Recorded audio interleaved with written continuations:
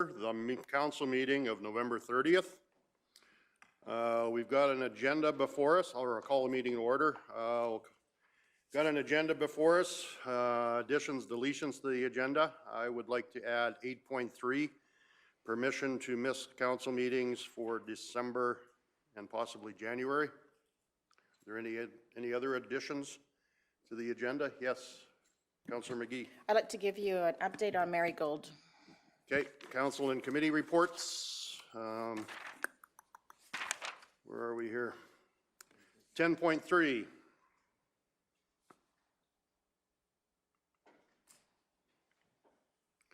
Any other additions to the agenda? Yes, Laura. I'd just like to do an update on our RMA convention of last week. All right. 10.4, RMA.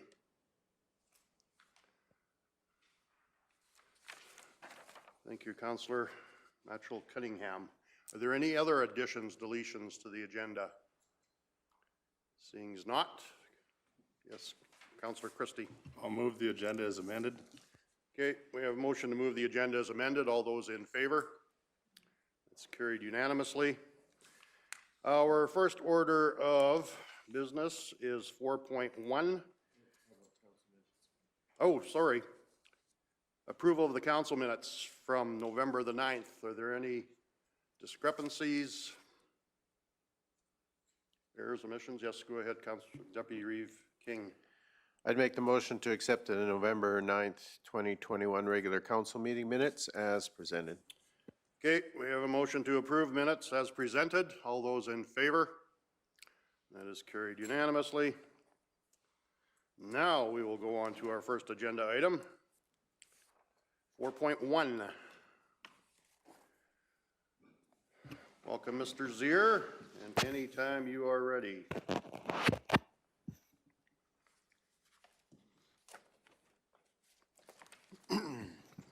Thank you. Good morning, Council. Mike Zier, Director of Infrastructure here, presenting agenda item 4.1, the Torrington Pit, Gravel Pit Water Access Agreement.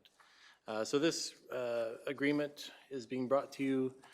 It was recommended that Artis Exploration be brought forward with a 10-year agreement for access to the water as well as the gravel pit at the Torrington site. Just a little history on this application. We currently have an agreement with Artis Exploration for a 5-year term signed in 2018, expiring in May of 2023. That existing agreement, Artis has approached us and basically asked that we extend that agreement for a 10-year. That allows them to apply for a term license with the province, which allows them a little more security on water access for their drilling operations in the future. So this agreement is not only with the county, but also with the Valley View Hutterite Colony. So that was part of, from what I understand, when we were excavating some of the material at the Torrington pit. Some of the gravel excavation crossed property lines between the county and the Valley View Colony. So part of the discussion at that time is that we would come forward with an agreement that jointly tied the county and Valley View Colony together. So basically, the existing agreement with Artis right now is for $1 per cube for sale of the water. This would basically split the revenue that we generate from that. 50 cents for every cube sold to the colony and 50 cents to the county. So some financial implications. So basically, Artis has proposed that they would be extracting approximately 175,000 cubes of water this year. That's just a projection that they're putting forward right now. It may be higher than that. So that's their initial Q1 projections. So the recommended motion in front of you is for council to enter into a 10-year agreement with the Valley View Hutterite Colony and Artis Exploration for the purpose of allowing the access, both the access and the withdrawal of the water from the Torrington gravel pit located at east half of 163226 west of the 4th. And I'm available for any questions if you have. Okay, thank you, Mr. Zier. Are there any questions from council to Mr. Zier? Yes, go ahead, Councillor. Does this agreement take effect right away, or are we waiting till 2023? No, this effect would be in effect after, as of November 30th, 2021. Yes, go ahead, Councillor Matchell Cunningham. Just a question that I had is, so that price, the dollar per cube, that would stay stable over the 10-year period? Like, would there be no opportunity for an increase in price over that time?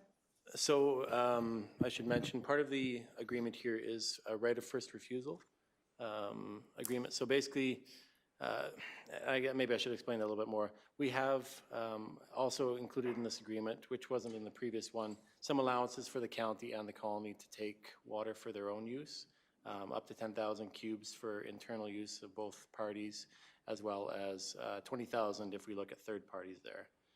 So basically, if we are approached by an outside party with a higher price, after we make that 20,000, we can sell up to 20,000 at whatever rate we feel.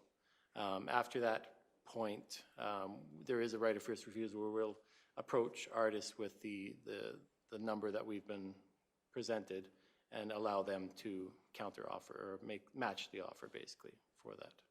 So that does allow us for looking at future increases in price and not tying us to that $1 set fee. But it does allow security at the same time for guaranteed. Yes, go ahead, Councillor Penner.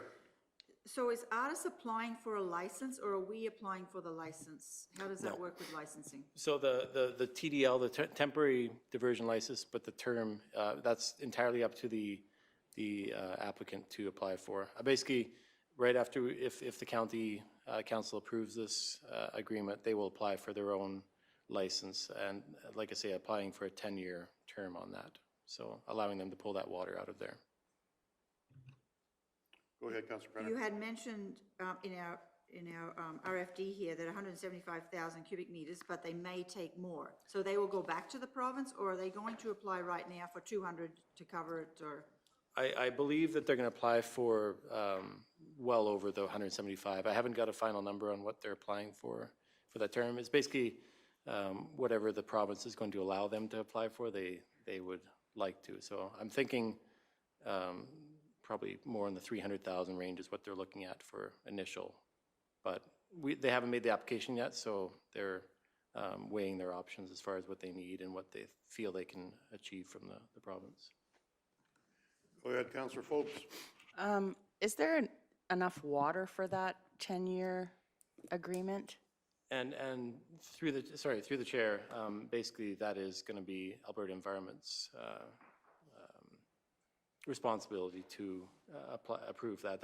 This is basically out of the county's hands right here as far as how much water is going to be approved for that site. They will review the existing flows into there, historical data, that sort of thing, and make their determination on what is appropriate for a license issuance at that time. Mr. Hogan.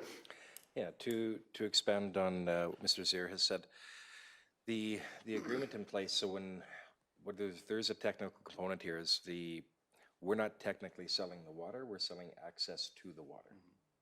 So the water is actually not ours to sell, but the property around it, you can access it from either the county lands or the colony lands. And that's what led to the cost share on that, is that neither one of us can undercut the other one because we're sharing it equally.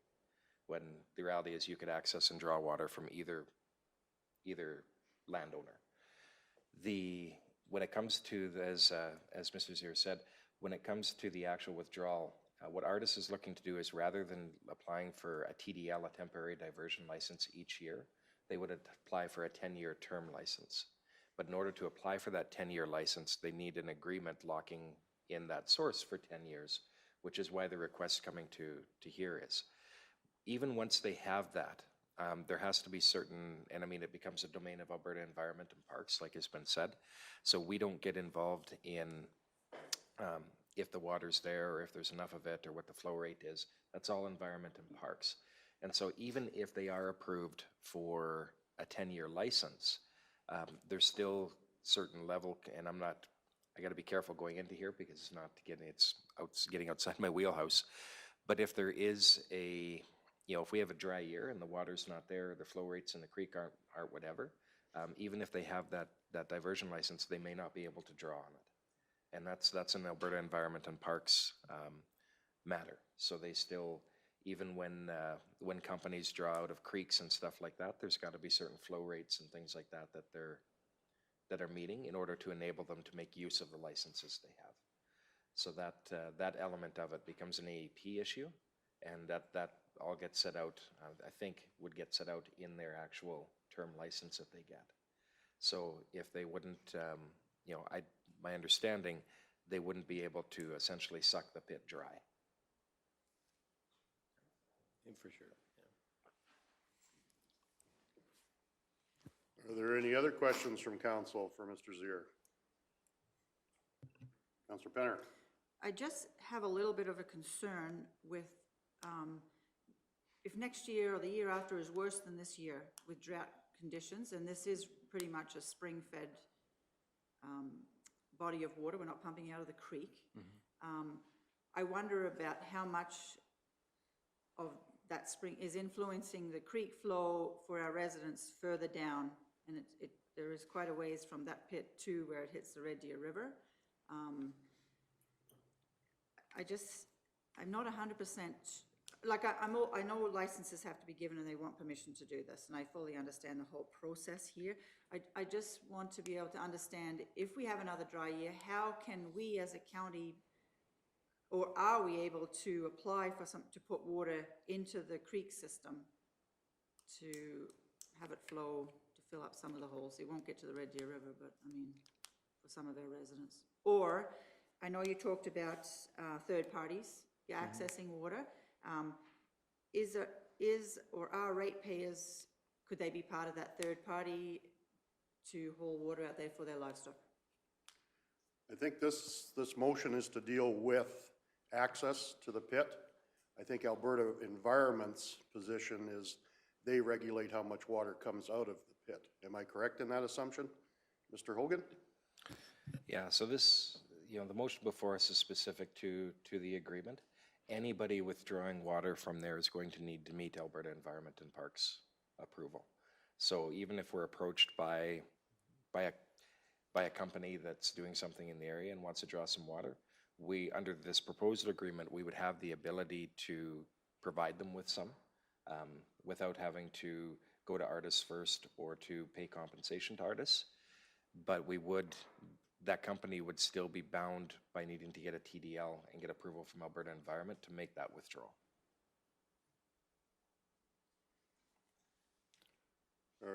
Yes, go ahead, Councillor Forbes. How do you monitor the amount of access that they're using?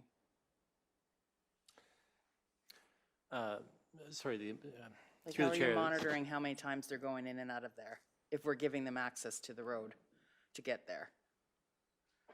So basically, through the chair, the agreement would require that they submit.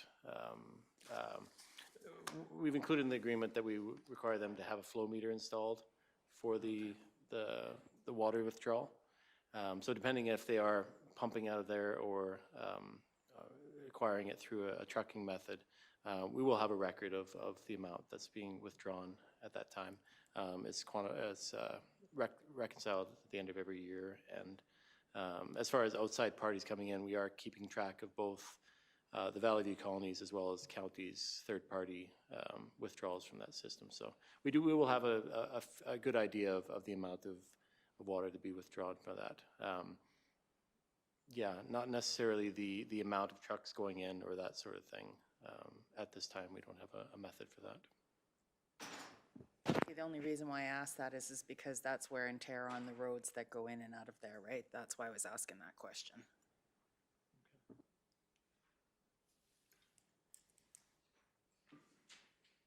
Any other questions for Mr. Zier? Yes, go ahead. Deputy Reeve. So I guess this is more clarification regarding Councillor Forbes' question. Artis in the past from that type of water body has generally pumped rather than hauled by truck. So they generally pump rather than haul. But if they were to use that road as a haul road, they would be entering into a road use agreement. My assumption would be, is that correct? So through the chair, that's definitely something that we can implement on there. From looking at the options available to us, we do have some methods of control, not so much necessarily controlling, but requiring intensive hauls to be notifying the county of where they're going, put some potential restrictions on them. I mean, the council is able to monitor and put restrictions through agreements on third-party hauls, that sort of thing. So I think the method, to answer your question, I think the method of road use that we have right now does need to be modified if we're looking at actually putting conditions on haulers with dust control conditions or that sort of thing. I don't believe, and maybe you can correct me if I'm wrong, Mike, that we have the methods at this time to fully implement that restriction on a company for hauling, short of banning the road. Okay, go ahead, Deputy Reeve King. I know that some companies have hauled by truck. I guess the one I'd be most familiar with is out of the Horseshoe Lagoon. And so then they would be using our road. And I thought our general practice was if we had a company that was putting a fair amount of heavy use on a specific road, that we would, in general, put a road use agreement in place with them. Is that not correct?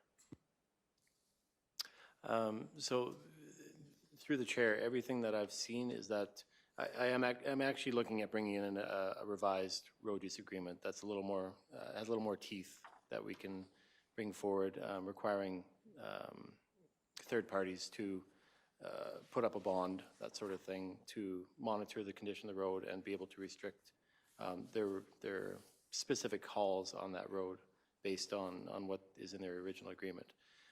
From what I can see right now, I don't think we have that opportunity. A lot of the road uses that we have are primarily for overweight permits and that sort of thing. So, like I say, I think at this time, I am looking forward to bringing something modified to that existing.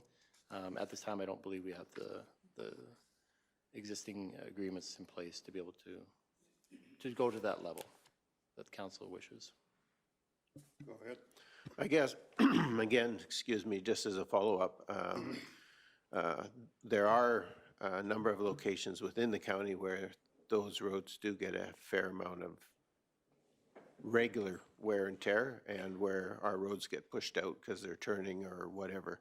So if there is a process whereby we could establish a policy that would allow for the responsibility, the maintenance on those roads to go to those companies, I think that would be appropriate. And if not, at least the cost of the maintenance, because they do tend to put a fair amount of wear on some of our roads. So if you are bringing forward a change in that policy, I certainly would be very supportive of that. Are there any other questions from council to Mr. Zier? Yes, go ahead, Councillor Cunningham.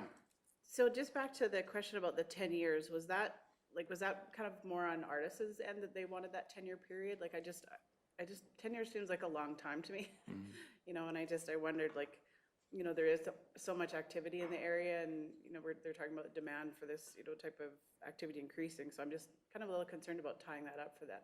10 years just seems like a really long time. Okay. Through the chair, I believe it was Artis that brought forward that proposed time frame.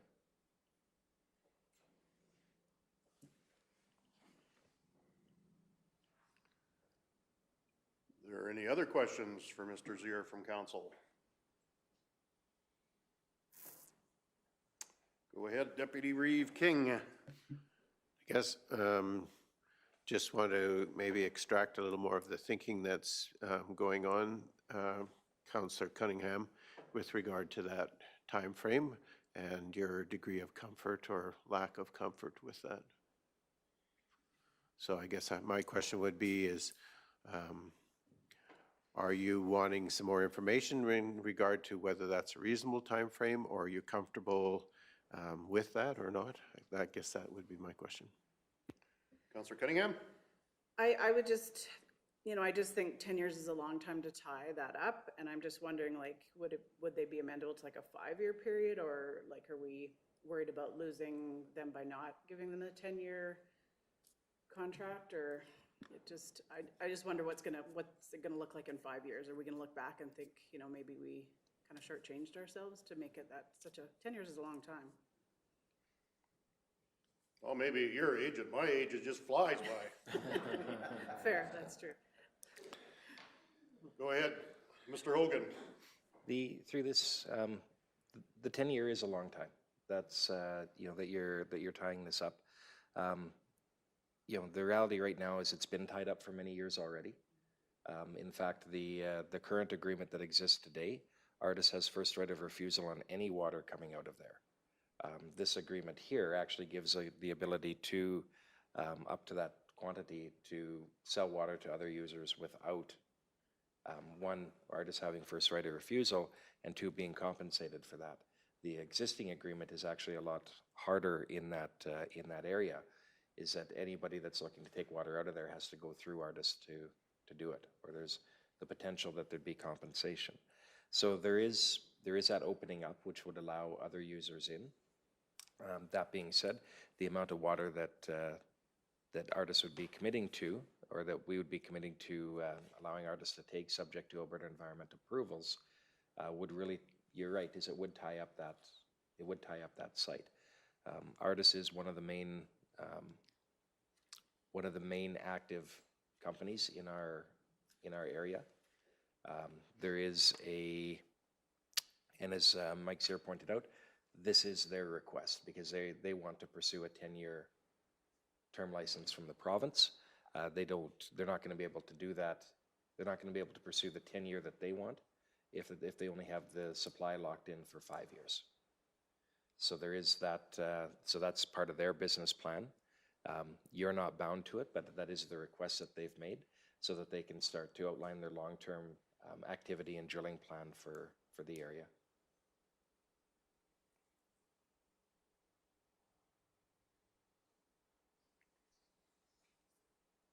Are there any other questions for either Mr. Zier or Mr. Hogan?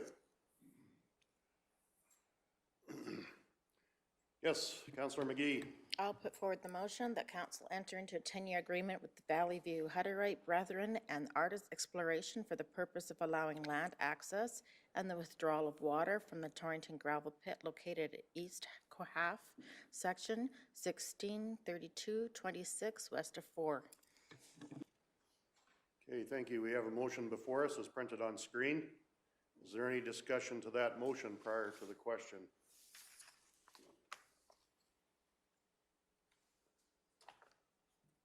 Seeing as not, we'll call the question. We have the motion in front of us on screen. All those in favor? Opposed? The motion is carried. Thank you, Mr. Zier. Our next agenda item, 5.1.1, road closure. Welcome, Ms. Hazelton.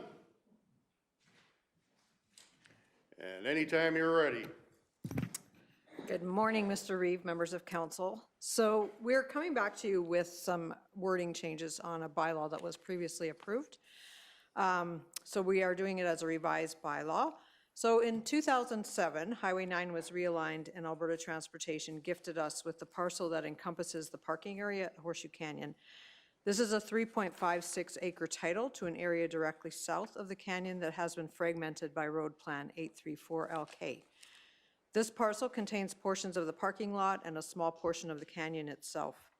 The existing outhouses are on the boundary of the road allowance, and the portion of the undeveloped township road that runs through the parking lot, there is a portion of an undeveloped township road that runs through the parking lot, the turnaround, a portion of the canyon, and some of the enhanced trail down the base. Administration proposed that this portion of Township Road 28-4 be closed and consolidated into Descriptive Plan 0910342, which is our current title, that was created following this realignment of the highway. We also propose that council consider closing Road Plan 834LK, which completely fragments the current title. Both these road fragments will then be consolidated into the descriptive plan On July 21st, 2020, council gave first reading to Bylaw 1823, and the public hearing was held on August 18th, 2020. After the public hearing, the bylaw and road closure package were forwarded to Alberta Transportation for their sign-off. After administration received the package back from Alberta Transportation, council gave second and third reading to Bylaw 1823 on May 11th, 2021. When the road closure package was taken to land titles for registration by the surveyor, a notice of deficiency was issued. It appears that a portion of the road that was included in our bylaw had previously been closed, and therefore the wording needs to be amended to exclude that portion of the road right away. This information was not accessible to our surveyor as the portion of this road was closed internally by Alberta Transportation years ago. Once this revision has been approved, the entire closed portion will be consolidated into our existing lands. Under the Municipal Government Act, Section 63(2)G, Council of a municipality may, by bylaw, revise any of its bylaws or any one or more provisions of them in accordance with this section. A bylaw under this section may make changes without materially affecting the bylaw in principle or substance. To correct clerical, technical, grammatical, or typographical errors in a bylaw, to bring out more clearly what is considered to be the meaning of a bylaw, or to improve the expression of the law. Approval of this revised bylaw will in fact correct technical errors which will not materially affect the bylaw in principle or substance. Revising a bylaw for these reasons does not require a public hearing. Consolidating these additional lands would bring the parcel size to approximately 7.5 acres, and a real property report will not be required for this property. The plan of survey has already largely been done and paid for, so that's part of it, but there will be a cost remaining for the final survey to be registered at land titles, and that would be covered under the current operating budget of Planning Department. So in order to pass this bylaw, we do need all three readings, or we're recommending all three readings be done, and then we can submit this.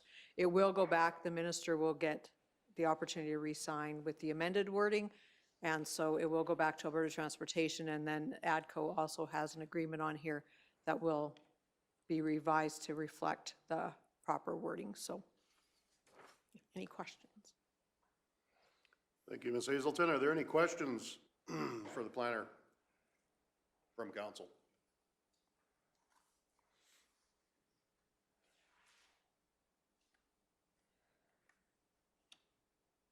What are council's wishes?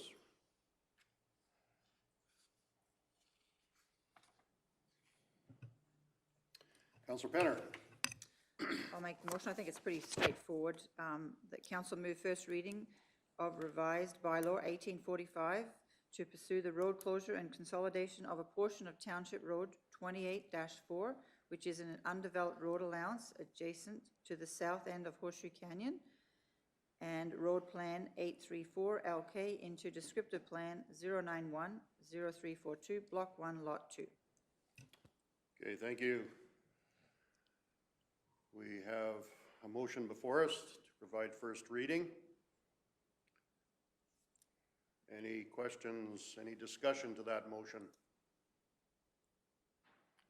Seeing as not, I'll call the question. All those in favor? That is carried unanimously. Councillor Christie. I'll move second reading of the revised bylaw 1845.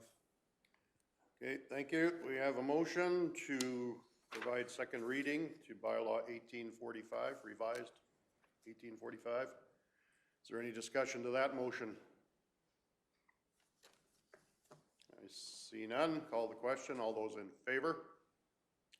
That is carried. Does someone want to move consideration for third? Deputy Reeve King. I'd make the motion that council move to consider third reading of the revised bylaw 1845. Okay, we have a motion before us to consider third reading. Is there any discussion to that motion? I see none. Call the question. All those in favor? And that is carried unanimously, so that allows us to move on to third if someone wants to make that motion. Councillor Cunningham? Sure, I'll move that council provide third and final reading to revise bylaw 1845. Okay, thank you. We have a motion for third reading to revise bylaw 1845. Any discussion? I see none. Call the question. All those in favor? And that is carried unanimously. Thanks, Ms. Hazelton. Thank you. We'll move on to 5.1.2, submission of letter to Alberta Environment. Anytime you're ready. Okay, so we've got, Robert Bays has submitted a letter to council requesting a letter from Kneehill County be submitted to Alberta Environment and Parks for a variance in order to consider or lessen the setback distance from developments on or near non-operating landfills. So this site is the old Linden landfill. Robert Bays is the current owner of a former Kneehill County-owned landfill site located on a portion of southeast of 20, 30, 25 west of 4, and it is plan number 901, 1630 Block C. The landfill site was closed on October 1st, 1976 and reclaimed the following year. Alberta Environment undertook the reclamation to the standards of the day, which did not include minimum slope or compaction standards or requirements for record keeping or post-closure monitoring. A public auction was held and the site was purchased by a private individual and has since changed hands to most recently Robert Bays in 1985. Manufactured homes have been placed on the site in the past. However, no residence exists on the site to date. Robert Bays would like to sell this parcel for residential use, however, is unable to due to current regulations. So under the subdivision development regulations, we talked about this a little bit when we did our orientation. Under section 13, a development authority shall not issue a development permit for a school, hospital, food establishment, or residence, nor may a school, hospital, food establishment, or residence be constructed if the building site is within 300 meters of the disposal area of an operating or non-operating landfill. These regulations were actually put in place later in 1995. They do, however, allow a consent process.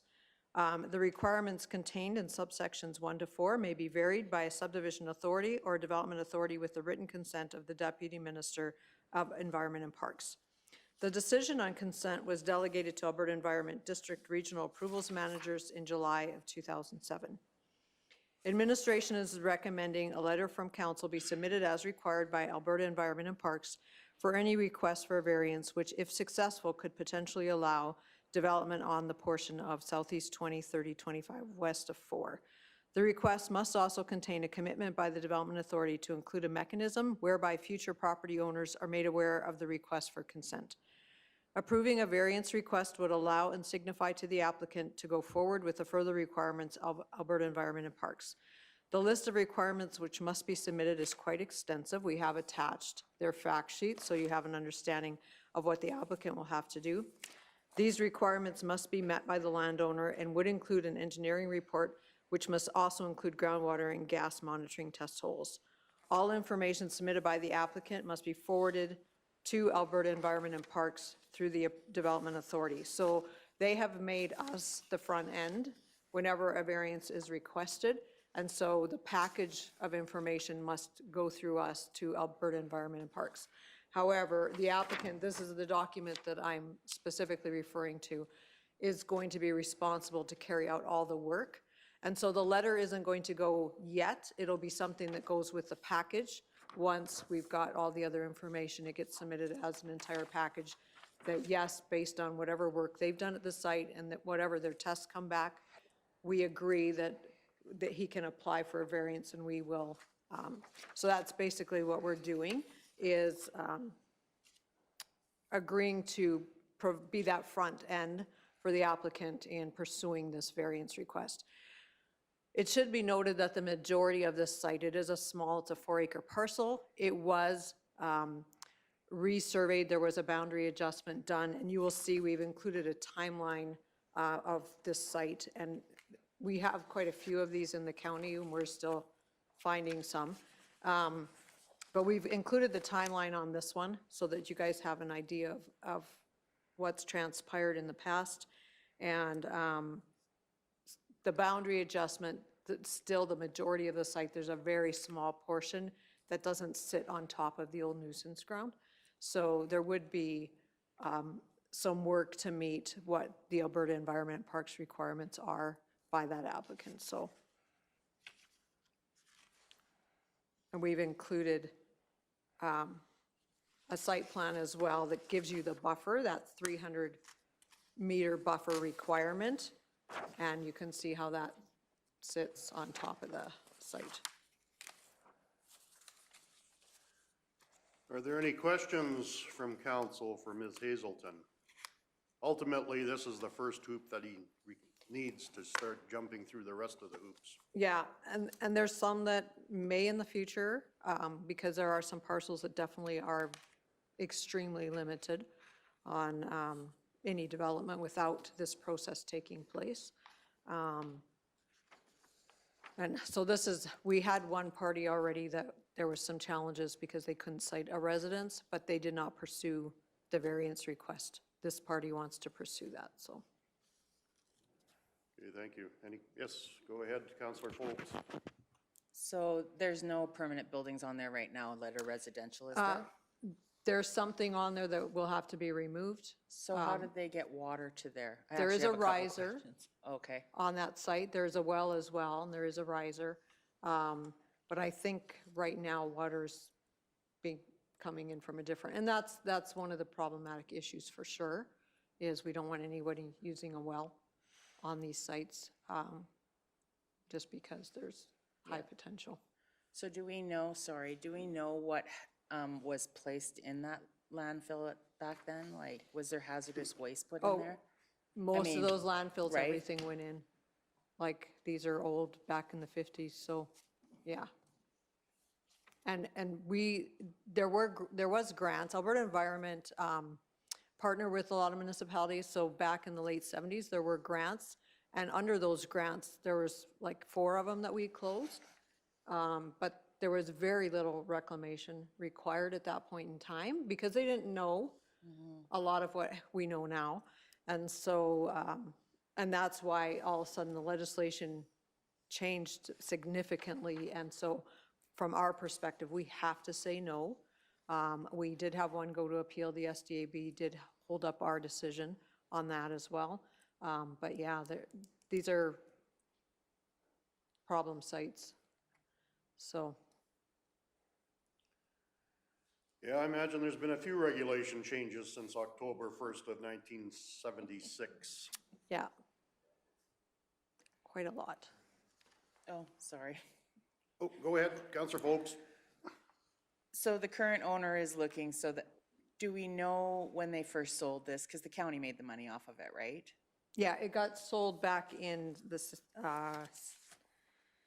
let's see, it went for auction.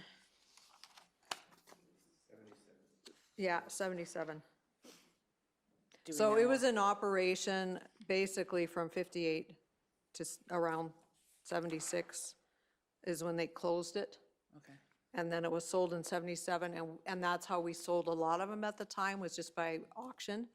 And so Alberta Environment had first right of refusal. They refused, so we sold them at public auction. And so often they were used for grazing or whatever, but in this case, they do want to be able to sell it as a residential piece. But there will definitely be some work to be done before that can happen. Sorry. Go ahead, Councillor Foltz. So if he's selling this, does he obviously, the people purchasing it would know that there could be hazardous waste under the ground, right? Well, and that's been a bit of a challenge because he did sell it and then we had to deny a permit to somebody because it was a nuisance ground. So it reverted back to him. So that was a bit of a challenge. So we are trying to come up with mechanisms. We flag them on our end, but we are not privy to sales ever until the land title changes. So if somebody's doing due diligence and comes and talks to us, then we can make them aware that these sites are flagged. However, if they don't, it could be sold and then they find out after the fact that they can't cite something. In this case, because there had been a mobile home on it years ago, prior to these regulations coming in, it appeared that it could be a residential parcel to an outside party. So we've had to contain this one, and we have a few others that we have flagged as well that if somebody talks to us, we will make them aware. Often it's on the title, and it was on the title, And for some reason, when they did the boundary adjustment, we're not sure what happened, but it got removed off the title. And so we're going back, and in the original surveys, everything is flagged. So we will likely try to have some conversation with land titles as well, but either way, we flagged it in our system. So that's normally how we find them, is because they are on title. But there's a few that our surveyor actually found another one that we weren't aware of that wasn't on any title that had been consolidated back into the quarter. So we do have these weird parcels in places that we aren't aware of. And so if we catch them, then we flag them accordingly. Sorry. Counselor Forbes, and don't be sorry. Oh, it's fine. So my next question is the water, because this would be a big issue if, say, the person purchasing it isn't aware that this is what it is, would they be able to have access from the county to Yeah. a water line to get there? There is a So riser. I know that they got good water? Yeah, there is a riser on site. Oh, okay.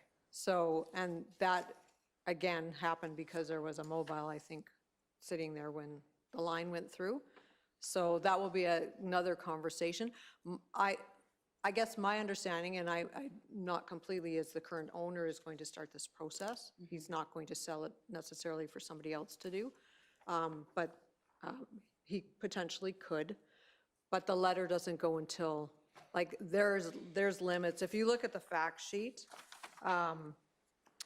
they will not be considered if any of those conditions, like under number 3, they won't even consider a variance unless, if any of these conditions exist. And one is the gas levels being present in any of the test holes or those types of things. And there's no natural barrier to from the nuisance ground to an outside land. And typically when we've dealt with these, we've dealt with people within that 300-meter proximity, not on top of the nuisance ground. So it is going to be interesting. So again, there is the potential that if everything is, they can excavate out, they can get those gas levels down if they choose to do that, to meet the requirements of Alberta Environment and Parks. And if they do that, then they could be granted a variance. Again, there's probably going to be no basement. It'll be above grade, those types of things. And the fact that there's a riser will be helpful. But again, that's Alberta completely their call as to what meets the standard. But everything just has to come through us on the front end as per legislation. Counselor Penner. I guess the way I read it here too is that Mr. Bays is currently paying for his riser, and he has come in to visit and discuss that with you. And if he wants to start the process, if this can't go through, he wants to stop paying for the riser, have it decommissioned. Yeah, and that will be a future thing that we can, and again, it will have to be removed if this isn't pursued.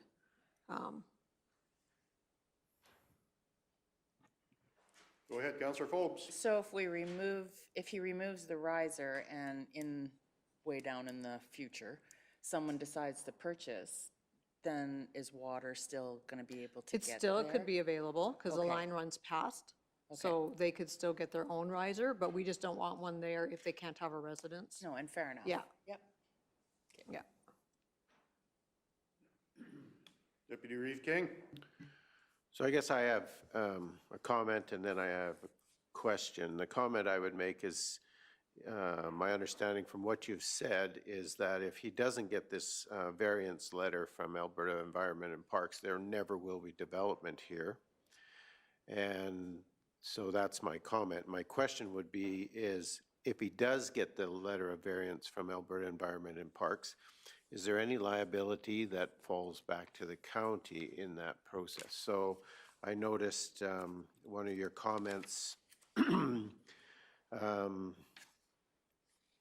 So by us recommending a letter from council to be submitted to Alberta Environment and Parks for the variance request, does that put any liability back to us at all in that process? So through the chair, I would expect that if we fall outside, so if Alberta Environment grants a variance, the deputy administrator is going to sign off, and there's going to be, I'm assuming, conditions attached to that. So if, for example, they say you can't put a basement in and we permit somebody to put a basement in, then yes, I think we have issues.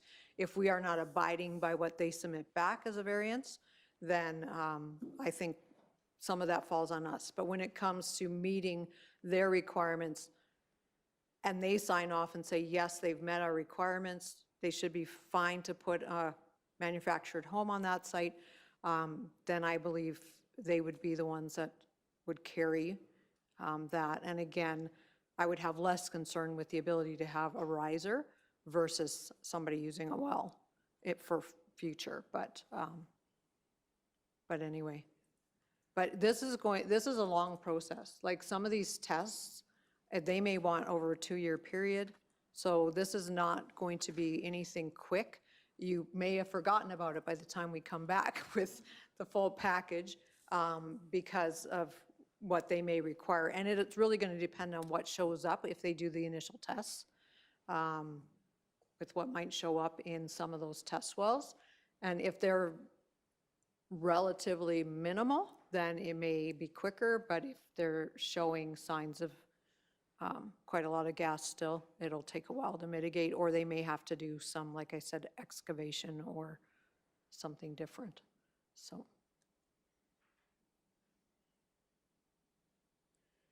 Deputy Reeve King? So over the years, I know that this property has had mobile homes on it as recently as 2020. I know the motor or the mobile home that was there and where it went to. So, and if they're not connected to the riser, obviously there must be a well or some groundwater source that they're using. Yes. Pretty high risk.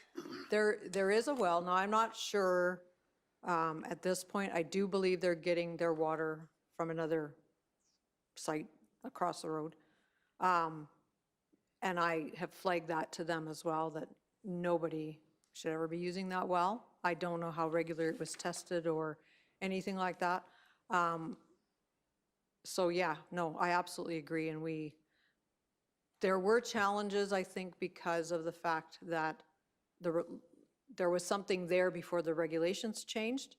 And then when they did the boundary adjustment, it got removed off the title. So it wasn't known when I think there was another one put in there that it was a nuisance ground.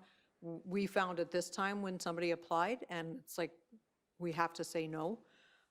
We have no authority to say otherwise. And they could have appealed it, but we made them aware that the Subdivision Development Appeal Board is going to hear from us as well. Like, we will do a presentation with why it was refused. So they chose not to go that direction. Interestingly enough, the Subdivision Development Appeal Board is not, they have to have regard for the subdivision development regulations, but they're not bound by them in the same way that we are. And so, but in the last one, when it did go to appeal, there was concern because of the liability side of what you would be approving, so. Councillor Forbes? So, question about the well that's on there. I mean, you get people on and they won't care. That scares me. So is there a way that as the county, we can condemn that well?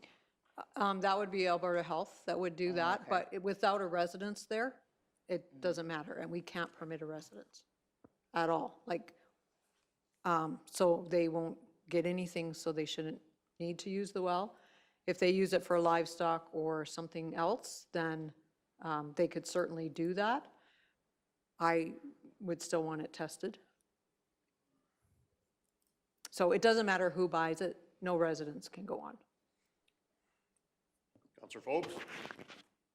Personally, for me, I wouldn't feel comfortable agreeing to this unless any future, for us to be able to stick that back on for public knowledge.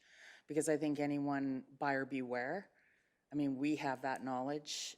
The owner currently has that knowledge. I would like anybody moving forward, whether he sells it to someone else or the person after that, how do we get that back on so that it becomes public knowledge to anyone? So that, I mean, you know it gets flagged, but what happens if you get the odd person who doesn't come in and chat with us? Yeah, and that's part of the process of this consent, is that the municipality has to come up with a mechanism to flag that parcel.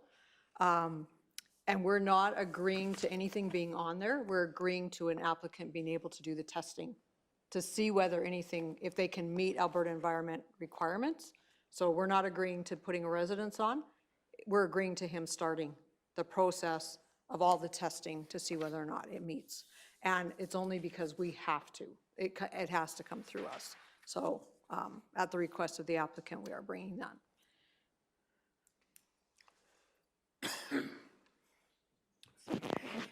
Okay, Councillor Cunningham. It's just more of a comment. Yeah, I like the thought of the land title, right? So hopefully that there's a mechanism that they can put that back on. Yeah. So then when it does get sold, they pull the title, flags it, and yeah. Yeah. So when will you know about that? If that. if We that have is to it? get a hold of them and find out how we have to proceed with Right. getting this back, put back on the title. They always have a form, so I'm Right, sure they'll yeah, have yeah. something. Yeah, interesting that it came off the land title. Yeah, and I was very surprised as well because they're pretty strict about that kind of stuff. So with the boundary adjustment, I don't know what happened there. But it, like I said, basically there's a sliver along the north that is not on the old nuisance ground, but the rest of it is, so. It was before your time, I do believe. Yes, I wasn't born yet. That's one of the things I could say. I wasn't born yet. Not very much anymore, but I can say that one. Councillor Forbes, you had a, Yeah, I do. go ahead. So if we agree to him having the land tested, after the tests come back, then does it come before council again? Yeah, the whole package will come back to us, and we'll go through it before, because we're the ones that have to submit it to Alberta Environment. So as per their fact sheet, I'm just going to see if I can find the point there. So, so under the information requirements, the following information has to be submitted by the Subdivision and Development Authority. And then they will consider consenting to a variance request. And so you will see all those numbers have to be submitted. So basically you have 1 to 10 have to all be submitted. And part of that is through Alberta Health as well. So they have to get sign off on some of that. And so that will be something the applicant will have to bring forward, and then it comes back to us as a package. Councillor Forbes? So we know that they don't compact the ground like they used to. So is there, like, has he noticed or has someone noticed that the ground is actually shifting if they're going to put something on in the future? Not to my knowledge, no. Because, I mean, if you got a mobile home on there and the land is shifting, it's going to create some terrible cracks for the Yeah. landowner or the person who owns the Yeah, the residence. I've not been made aware of that, and currently there's no mobile on it, so. I'm sure Alberta Environment will do their due diligence, to put it mildly. Not gonna say that. Go ahead, Councillor McGee. I love the discussion and the excellent questions. I've been well educated and appreciate the great information. I think it comes down to something very simple. We're just starting a process to see if there's any way that this would even go forward. So getting into the details is not the time. That's the next conversation, if this even gets us to the next conversation, which it could possibly not. So because of that, I would like to make the motion that we approve the submission of a covering letter to Alberta Environment and Parks requesting a variance to allow the landowner to proceed with the process for potential development on the former nuisance grounds located at Southeast 20, 30, 25 West of 4, Plan 9011630, Block C. Okay, thank you. We have a motion before us as presented on screen, because I'm not gonna read it. Is there any discussion to that motion?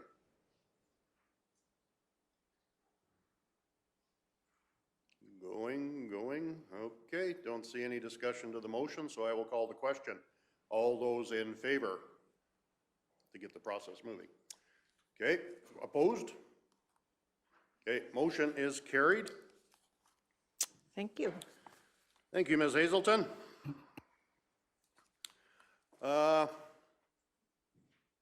Anybody looking for a break? All righty, we will have a short recess.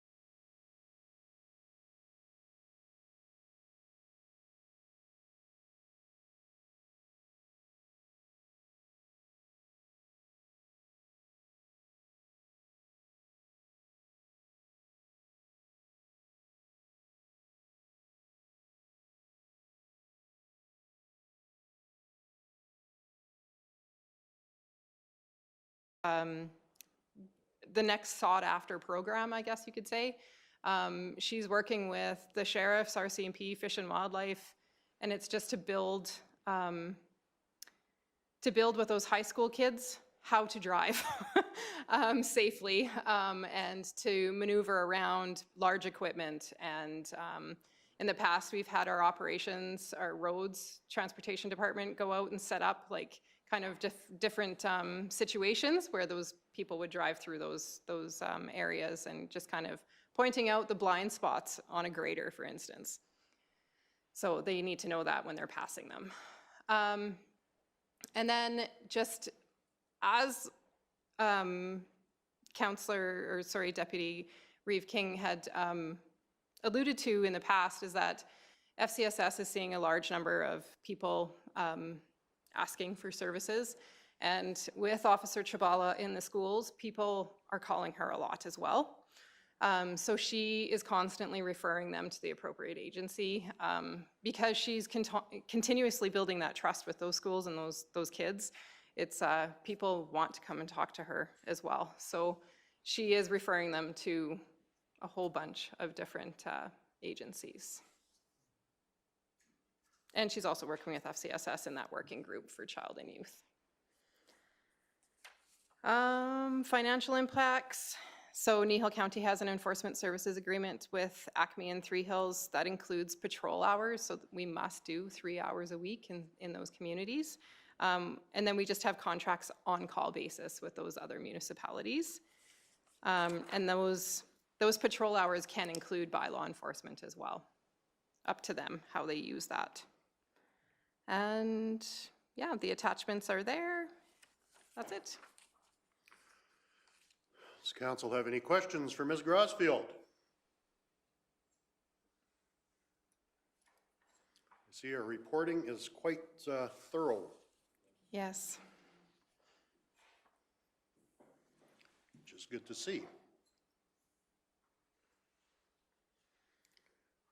Well, if there are no questions, what are council's wishes? Councillor McGee. Thank you, Ms. Grossfield. I really appreciate your report, and I appreciate all the fine work that we're doing. We never have too many adults that our young people trust in our community, and we never have too many adults that we all trust, and that I really see has been growing by the feedback I get from people as well. So having said that, I'd like to make the motion that we accept the RCMP quarterly report and Kneehill County enforcement report for information as presented. Okay, thank you. We have a motion before us to accept the report for information as presented. Is there any discussion to that motion? Seeing none, I will call the question. All those in favor? And that is carried unanimously. Next one, 4 minutes. Think you got her? I can talk fast. All right, next agenda item, 5.3.2, appointment of DEM and deputy DEMs. Anytime you're ready. Thank you, Council. So under the Emergency Management Act, Kneehill County must appoint a person as the Director of Emergency Management. Kneehill County is part of the Kneehill Regional Emergency Management Agencies with the villages of Acme, Carbon, Linden, Horseshoe, and Three Hills. They all have their own appointed DEMs and DDEMs under Bylaw 1826 for Kneehill County. In 2019, Council appointed myself as DEM and Natalie Chabala and Lori Watt as DDEMs, which are deputy DEMs. The Director of Emergency Management plays a vital role in planning for high-risk events, administering the emergency management programming and partnering with those municipalities, and managing emergency situations as they arise. A DDEM would be able to step into the role of DEM in the absence of the DEM through an internal process called Delegation of Authority.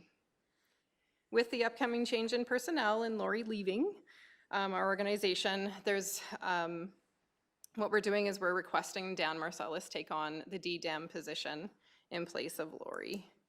And the training is all listed there. Dan has the same kind of level of training as myself. And so my training, everybody's training is listed there. And then just to kind of note, CAO Hogan And Directors Zier and McKinnon also have emergency management training and have been part of emergency management situations. So I believe that we're fairly well-rounded as a staff. And we continue to train throughout our entire organization. So right now, we have another 2 members of Kneehill County that's just completing their ICS 400 training this in carbon today. So we are getting there for our training for sure. Yeah, so that there's no direct financial implications, and our operating budget includes those training expenses. Okay, does council have any questions for Ms. Grosfield? Deputy Reeve King, Somebody. somebody. Right. I have no questions. However, I would make the appointment that council appoints Deborah Grosfield as the Director of Emergency Management, Dan Marcellus as Deputy Director of Emergency Management, and Natalie Chubala as the Deputy Director of Emergency Management for Kneehill County, effective immediately. Okay, thank you very much. We have a motion before us as printed on screen. Is there any discussion to that motion? I see none. I will call the question. All those in favor? And that is carried unanimously. Congratulations. Yes, thanks for letting me talk very quickly. No problem. Well, it's great to see that we've got that many people trained in the organization that can take care of an emergency, and hopefully we don't have any. Yeah, better to be trained and not use them than need them and not have the training, so very good. I will call a recess at the moment, or right now, and we have another appointment for 10 o'clock.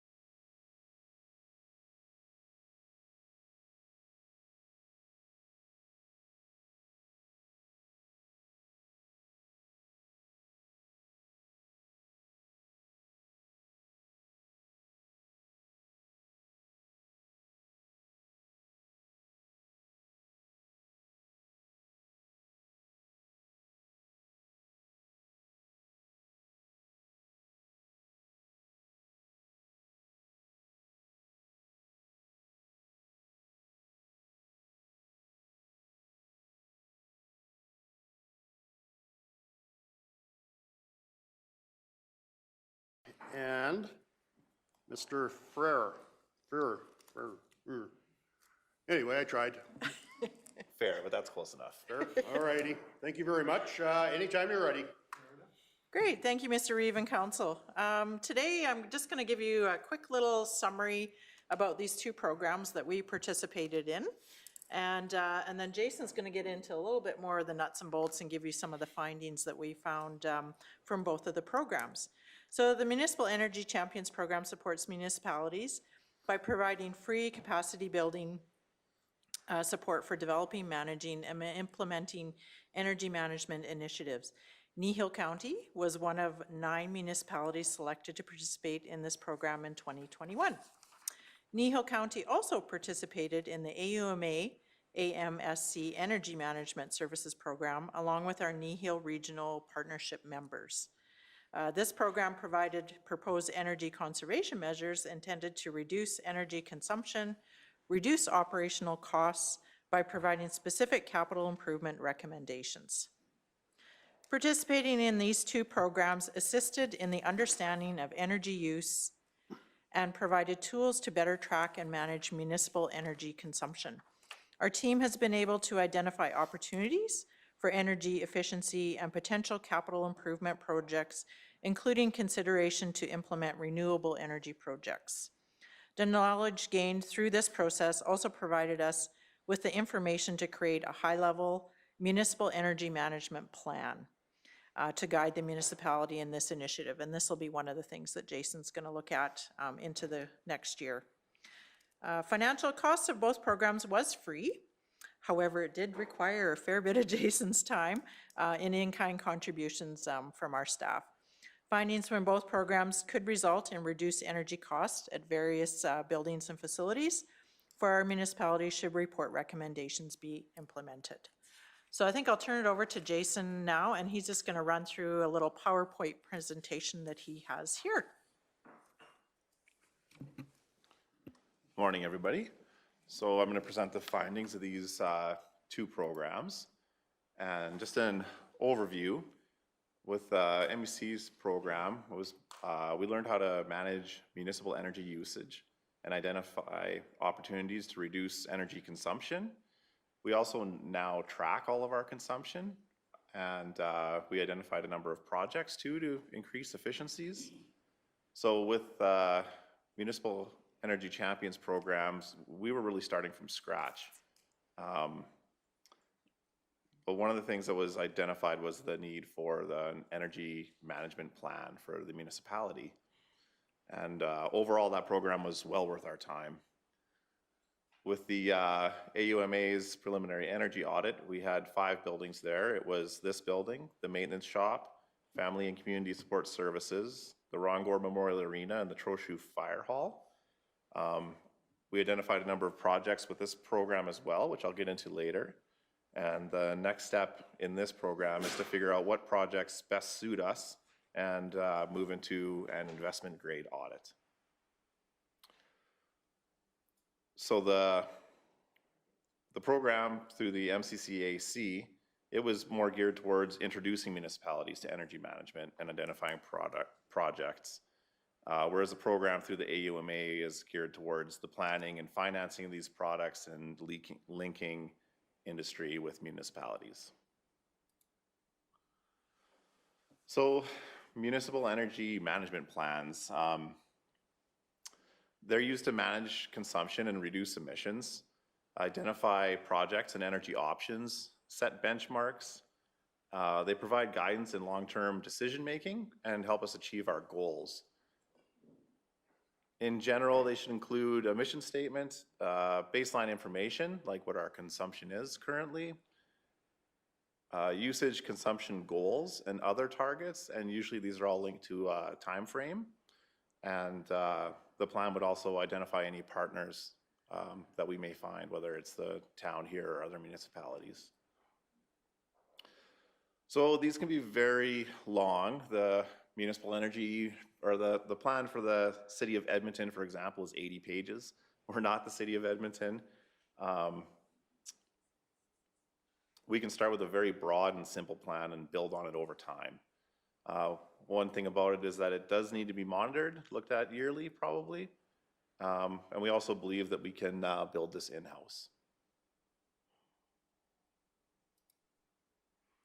So I know I've showed you guys some graphs before, but just to give you an overview of how this data is useful to us. On the left side, we have kilowatt hours electrical consumption in this building in 2019 and 20. And on the right side, we have gigajoules gas consumption in 2019 and 2020. And just some interesting things we came across, that the highest electrical consumption in this building comes from cooling. And that just so happens to be the highest point of production from our solar panels as well. On the top right graph, there's a gas spike in 2019, and that was due to one of our economizers going down on a rooftop unit. And if we had been logging this data at that time, it would have shown us that there was need for repairs earlier. At that time, we ended up running that unit until failure and ended up with that high consumption spike. So that's just some of the ways we can utilize this data. For the audit findings, there's two terms here, acronyms. One is ECI, Energy Cost Index. This is price per square foot of a facility, and the EUI, the Energy Use Index, which is the use per square foot.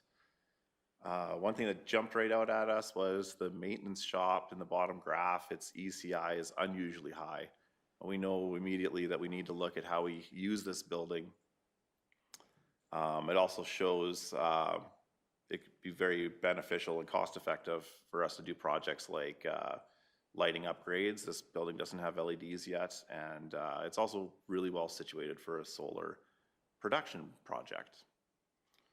It's interesting to note that our energy costs are close to $1 per square foot on average, which is probably a little bit higher than other groups of facilities and municipalities, but we're not overly high.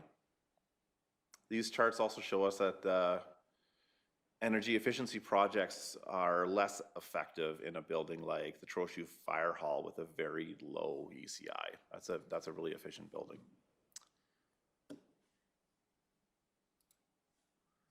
And we have a whole list of projects. These are projects that have been identified. We're not acting on them yet. Also, there's a number of projects that we're looking at for 2022 that we'd be looking at anyways for facilities that aren't in here as well. In order to proceed, we need to identify what projects we would like to include should we go ahead and do an investment grade audit with the AUMA. So yeah, these projects in this building, there's an opportunity to expand the current solar installation. There's quite a few fluorescent bulbs in this building. It would benefit from a lighting retrofit. I know you do see some LEDs around you, but in the offices and whatnot, there's hundreds of fluorescent bulbs. The Family and Community Support Services building would benefit from a building automation system. Almost any building will benefit from a building automation system. And it's also due for a furnace replacement. At our maintenance shop, and that's one I really think we should direct our attention to. Again, the building automation system, lighting retrofit, and yeah, that's like solar. The nice thing about that building is that it has a load-bearing roof, and we would be able to put solar production on that roof without changing any of the engineering on it. At the Ron Gore Memorial Arena, the big thing there was the low E ceiling and insulation in the attic, which we did identify earlier, but other options were brought to our attention. And again, the building automation system. And at the Horseshoe Fire Hall, the same as the other buildings, automation system, solar production, and that one is in dire need of a furnace replacement as well. So, Can I ask just a quick question? Yeah, absolutely. What is the building automation system? So a building automation system would bring all the information from your thermostats and your rooftop units and your baseboard heaters, even the electric heaters at the front door. You can use it to automate those systems, so you could link it to occupancy, you know, where you would lower the temperature of a building at Okay, nighttime. that's, yeah, okay, Yeah, that's what I yeah. was wondering about, so thank you for that. Yeah, no problem. Nobody has to run around turning thermostats off when they leave. Exactly.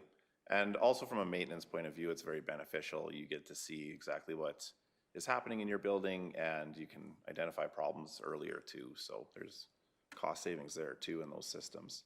Okay, great. Go Just to ahead. follow, Jason, to what you're saying there, so if the building automation system, is it gonna be run out of here, like say the Ron Gore Memorial, or would it be run out of their building? Like, you know, That's a good I'm just using it as question. the Golden Hill School Division. They ran it out of Strathmore and we were freezing in the Carbon School, Yeah. you know, so I just. So there's many different ways you can go about it. This building here, we just finished upgrading the automation system, and this is the only building we have that currently has it. But it is not only controllable from the building itself, but also remotely as well. Yeah, in a situation like the arena would be the same. So like if you had an event at the arena, you'd be able to adjust the systems as required on site. Yeah. But yeah, in closing, with all of this and these two programs, we believe there is a real need for the municipal energy management plan, and we need to sit down and identify what projects we would like to see in an investment grade audit should we go that route. Is there any more questions? Council, have any more questions for Jason? Yes, go ahead, Councillor I Christie. guess part of this, the utility consumption, what about your streetlights and that kind of stuff? Was that in this program at all or not? Yeah, so through the chair, we actually, our total cost of street lighting was low enough that we didn't see it beneficial to be included in this. We're often approached by ATCO to upgrade streetlights as they become obsolete and turn them over to LEDs. And we do have a number of LEDs already in the county on streetlights. But as we, like right now with these two programs, we're picking at low-hanging fruit. And as we accomplish some of our goals, that would be something we would look into in the future as well. Just our cost for energy on streetlights isn't all that great in the county. Okay, on our farm, we've got rid of our sodium lights, and we noticed it on our bill, which, like you say, is a small percentage, but it was enough to show it on our bill. The one street light for me that's a problem is the crosswalk in Torrington. Because at the same time, the sodium light is way more, or way less invasive as a LED light is quite a bit brighter, so I'm not sure what the impact on the surrounding residents would be. But I know that I've driven through Torrington for 40 years. The last 12 months, there's been 3 times where I've had pedestrians after midnight that I hardly saw. It was overcast weather, but it caught my attention saying, ooh, we should maybe do something here. I might add to that, yeah, those lights, they are owned and operated by ATCO, and they do have a website where you can take your poll number, and if you see a deficiency, you can report it to as a citizen, and they'll come out and fix it. When I asked the question before, it was indicated that they were our streetlights. So I don't know. I believe that they're, yeah, we pay the power bill, ATCO owns the light. When ATCO, when ATCO comes to us for an upgrade on a street light, they're looking for us to facilitate the cost of that upgrade. But as far as ownership of the pole and the light, it's ATCO. Okay, thank you. Deputy Reeve King. So I guess my comment would be is if we're going to begin to look at lighting and streetlights, my suggestion would be that we look at lighting and do an audit in all of our hamlets. I know there are deficiencies in the Huxley hamlet, and I'm sure there are in some of our others where we have dark corners or other things that need to be addressed. So if we were going to address individual light poles, I would really like to see us do a hamlet-wide survey of lighting and lighting needs, and then approach it from that point of view. Okay. Any other questions? concerns, comments? If not, what are council's wishes? Deputy Reeve King. I like this approach. I like what's happening here. And so I will make the motion that we accept the Municipal Energy Champions Program and the participation report in the Energy Management Services Program as information, with thanks. Okay, thank you very much. We have a motion before us to accept the report as presented for information. Is there any discussion to that motion?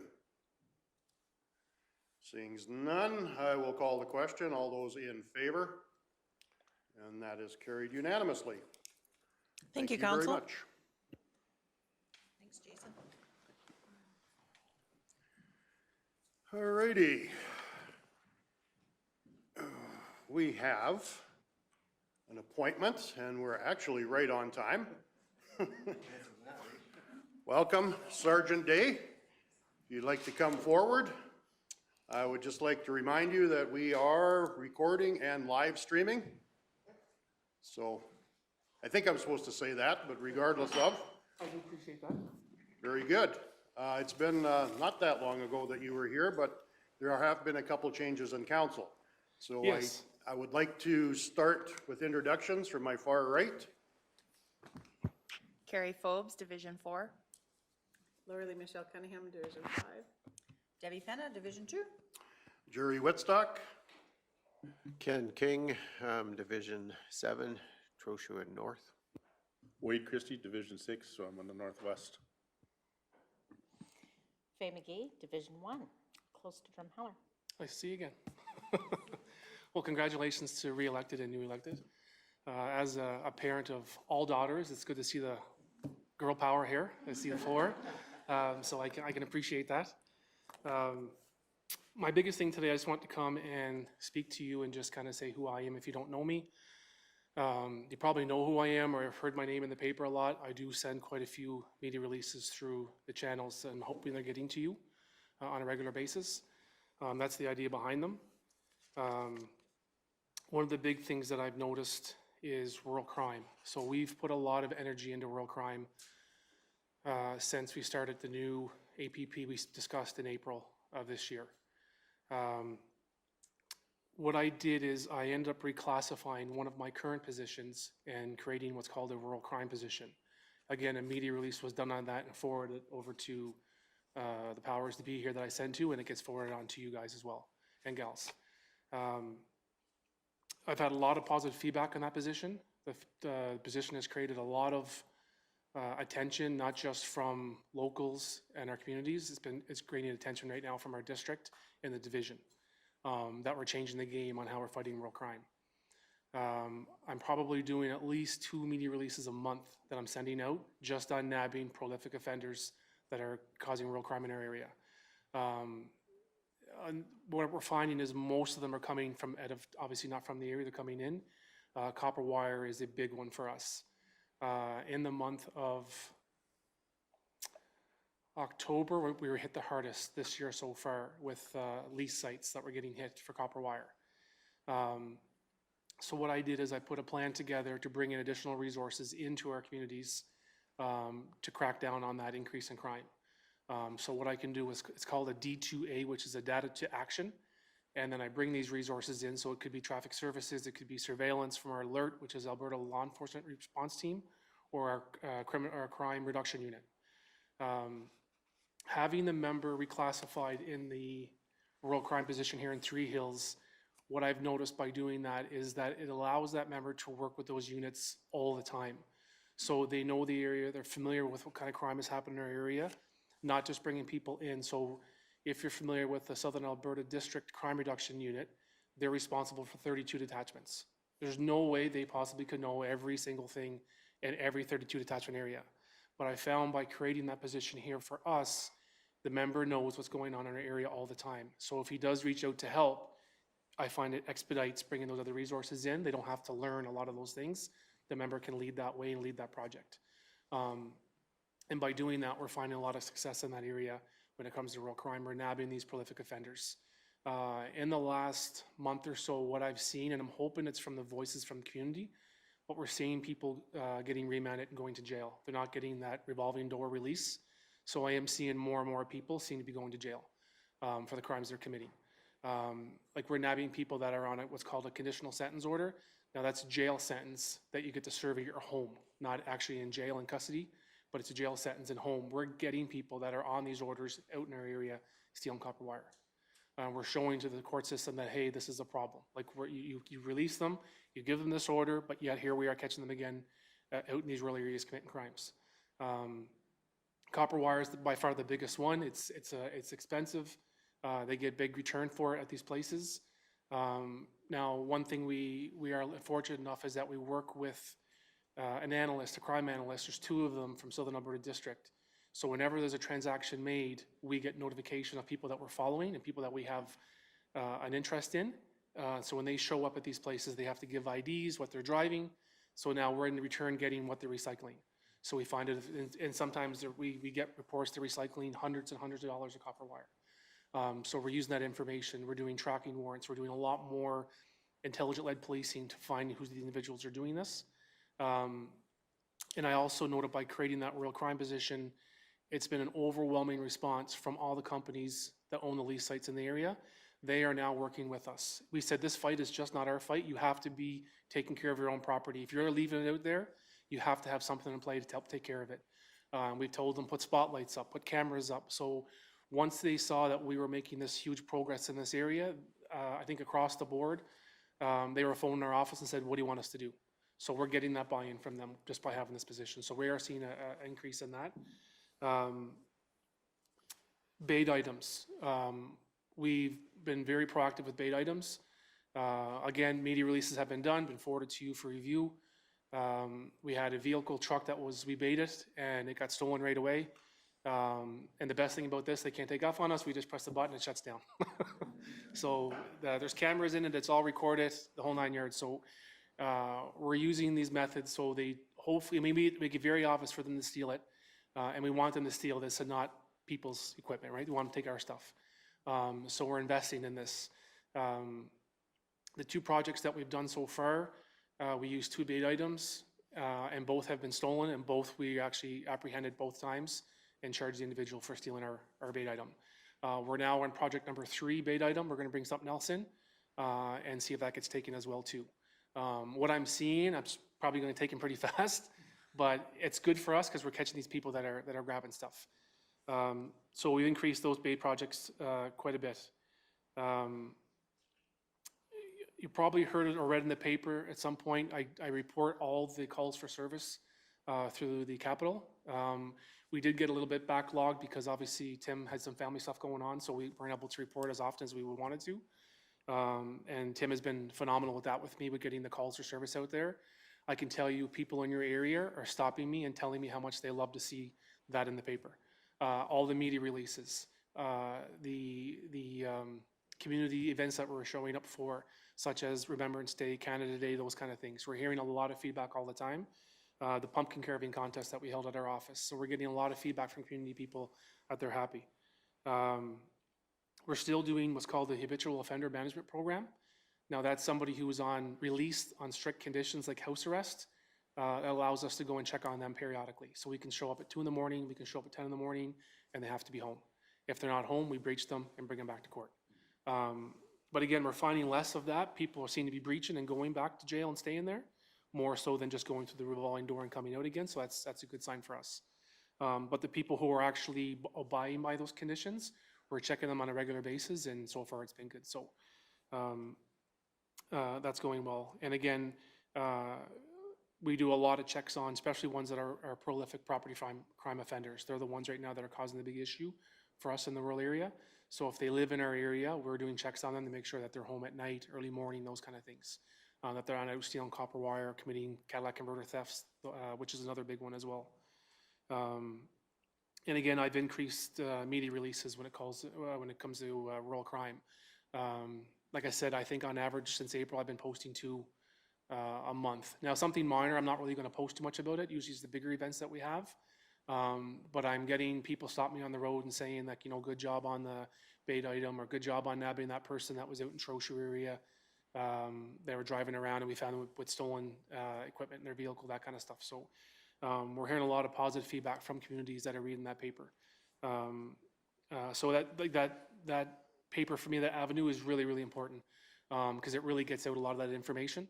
And again, I'm getting a lot of feedback just on that paper alone because it's literally sharing everything that we do, to school visits, to I know that the school's big on posting those. I try to be careful because obviously you need consent from the parents when children are involved. So usually the school has that, so they post a lot of stuff that involves kids and whatnot. School visits, obviously we were careful with that still because obviously that just got approved now for vaccination for the youth. So we were going to the school if we were requested to go to the school, but we're trying to just manage that right now until we'll see what happens with these vaccinations.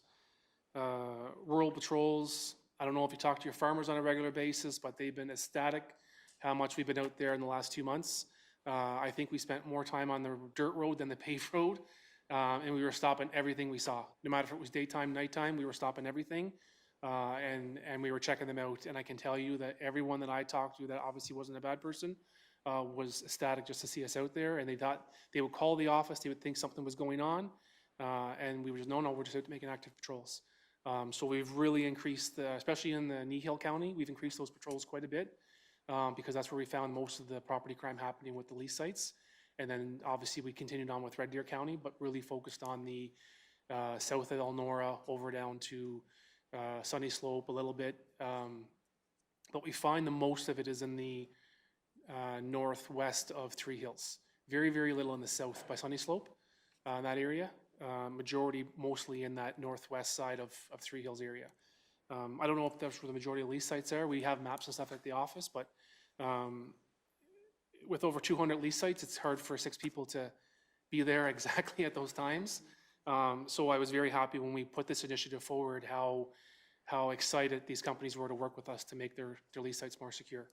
And just to give you an example, one of the stories I heard, they would show up, cut the line, ATCO would get called out, turn the power off, the power would go out, ATCO would leave, so they know everything is safe, they'd hide, they'd go in, they'd clean up all the copper wire after they left.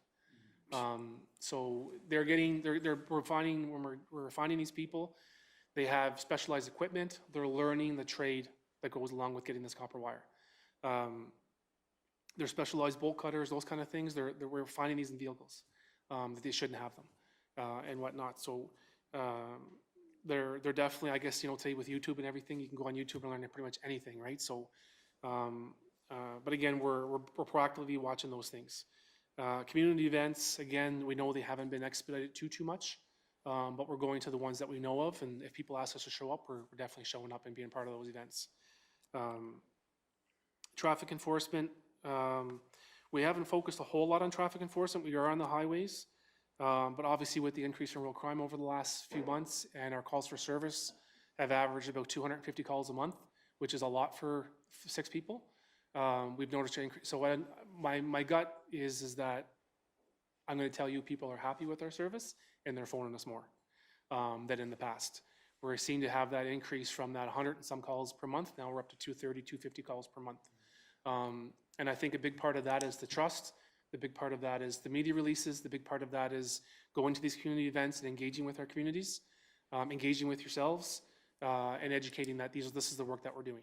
And we're having a lot of success in that. And I see that, I think the public is seeing that. And I think that's where we're seeing the increase in call for service is because they see now that it's not going to get pushed aside. We're dealing with these calls. So again, I have seen a significant increase in calls for service in the last few months. Warrant apprehensions, when we are doing traffic enforcement on the highway, especially on 21, we're probably averaging anywhere between 10 to 15 apprehensions of people on warrants traveling through your area. So vehicles that were stopping for speed or just running the vehicle and say the license is suspended and then obviously leads to the outstanding warrant, those things.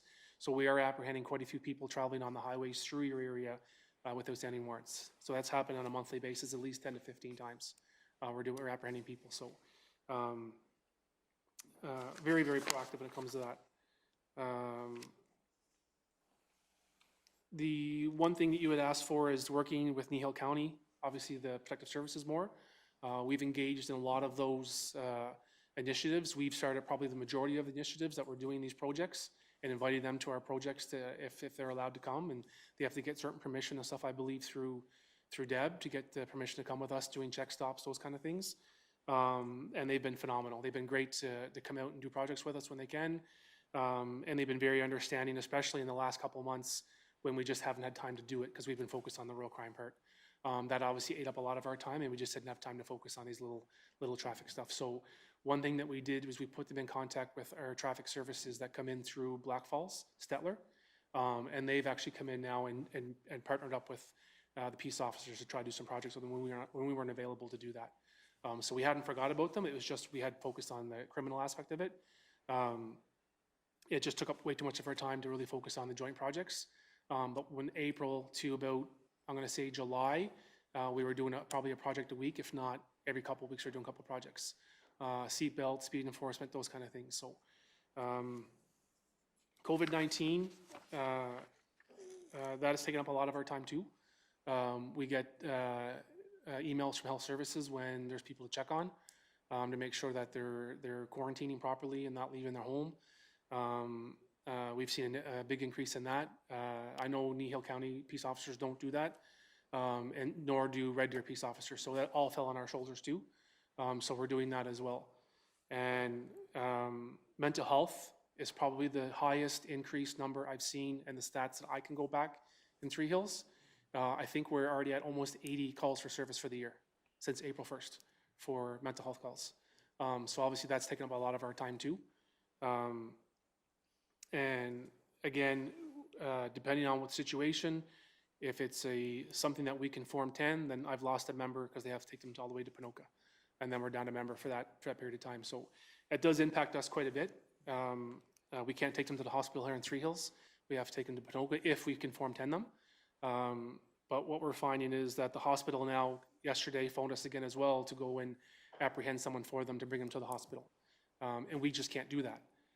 We have to have the grounds under the Form 10 Mental Health Act to apprehend somebody. We just can't, you can't ask us to go there and bring somebody in under your request. We have to have the grounds and follow the letter of the law when it comes to mental health. And if we have the grounds and form the grounds that we can Form 10 them, then we will do that. And so we did. We went to Eleonora to see if we can Form 10 the person, and we just didn't have the grounds to do it. So I'm not sure what the hospital did, but we just told them we don't have the grounds to do it. We just can't go and grab somebody. If we do that, we can be charged for assault. We can't grab somebody without lawful authority. And some people just don't seem to get that on our part. Just because we're the police doesn't mean we can go rip into your house. We have to have lawful authority to do that. And mental health, obviously, we see it in the media, we see it in politics, we see it everywhere, right, when it comes to mental health. But we've seen a significant increase in calls in this area when it comes to mental health, which has eaten up a lot of our time as well. With that, and sorry, the other increase that I've noticed is sex assaults in our area. Being historic or current ones have gone up dramatically to the point that I think it's gone up 233% in calls for service for sex assaults. Now that doesn't mean the numbers are 1,000. Obviously numbers can still be low and jump up 233%. You can look at numbers for sex assaults, for example, being maybe we had 3 this time last year and we have 12 this time this year. So we're seeing a big increase in that. People are showing up at our office more frequently to complain about either current sex assaults or historic ones. We do have an ongoing investigation right now I won't get into, but it's probably going to bring a lot of media attention to our area. So again, when I do up that media release, I will forward it through the channels and you'll get copies of those media releases. So again, these investigations take a lot of time. It's not like we can do these in a day. I think we've been doing this investigation since June. So these take up a lot of our time as well. So we've seen a big increase in that. And the only other area I'll touch base on that we saw an increase in is impaired driving. Impaired driving has increased dramatically in our area, especially in the Horseshoe, south, north, west, east of that area, up to Elnora. We've seen a big increase in that of impaired driving. I don't know if it's because it's gone provincial. Now, the member does have discretion to go criminal or provincial when it comes to that. When they changed legislation, I did a big media release in the paper about the new legislation, provincial law, when it comes to impaired driving, and what the fines are, what the vehicle seizures are, and so on. Really big write-up in the Capital paper when that first changed. But what we're seeing is, for some reason, there seems to be a really big increase in impaired drivers that I think since April 1, we're probably already looking at, I'm going to say close to 20 since April 1, and the majority of them being in the Kneehill County area. And the members are focused on, and I have received a little complaints that people are upset that they're getting caught, but you roll the dice, you get caught, it is what it is. My members know that they're enforced the law, and if they have somebody that's driving while under an influence, they do their investigation and go from there. One thing that I did notice that with that investigation does take up a lot of that member's time. There's a lot of reports to do. Alberta Safe Roads now has requested the member to upload all that documentation that same night. Everything has to be uploaded. So it is pulling that member off the road for a significant period of time because of the paperwork that goes with that investigation. So, and I'm not trying to sound like I'm making excuses. These things I'm talking about do take time. Mental health takes time. Impaired investigations take time. Sex assaults take time. They do tie up members' time of being on the road. But with saying that, like I said, I'm engaged with the community quite a bit, and I'm hearing a lot of positives that they're seeing the RCMP in their communities to be, Kneehill County, Red Deer County, Trochu, Elnora, Three Hills, Delburn. I'm getting all those reports. I do my best to bring what I can to the Police Advisory Committee. I do a very big detailed report when I'm there. So I know, Faye, I've seen that you're coming back to us. So thank you for coming back. It's probably my favorite committee to be on. Hands down, I'm on a lot of committees, and it's probably my favorite one to be on because I get to speak with people that are from every different area that we police. And not only that, they get to bring back to you what we're doing, what we're working on, if we're having issues in areas, those kind of things. And I've had a lot of support from that committee. And like I said, by hands down, my favorite committee to be on. I actually enjoy when I see that come up, just to go and speak with everybody because it's an honor to be able to present that information, to bring back to you, to show you what we're doing and the progress we're making in rural crime especially. So with that, I am half Newfoundlander. I'll keep talking, so I will stop. If you have any questions for me. Okay, well, thank you very much, Sergeant Day. Are there any questions from council to the sergeant? Yes, Councillor Christie. Just comments. I appreciate very, very much what you do. I want to look into a chain from your desk to your ankle so you can't transfer out. Yeah. And I appreciate what you're doing, so thank you. I appreciate that. Okay. I can tell you, my wife, my kids, my family, we really enjoyed here. We're very, very happy in this area. So the communities have been phenomenal, to the point that I know when I moved here, some council people showed up at my front door. And to me, how can you not police the community and have that much passion towards areas that are that passionate towards you coming in to make progress for your area? So I really appreciate that. Thank you. No, thank you.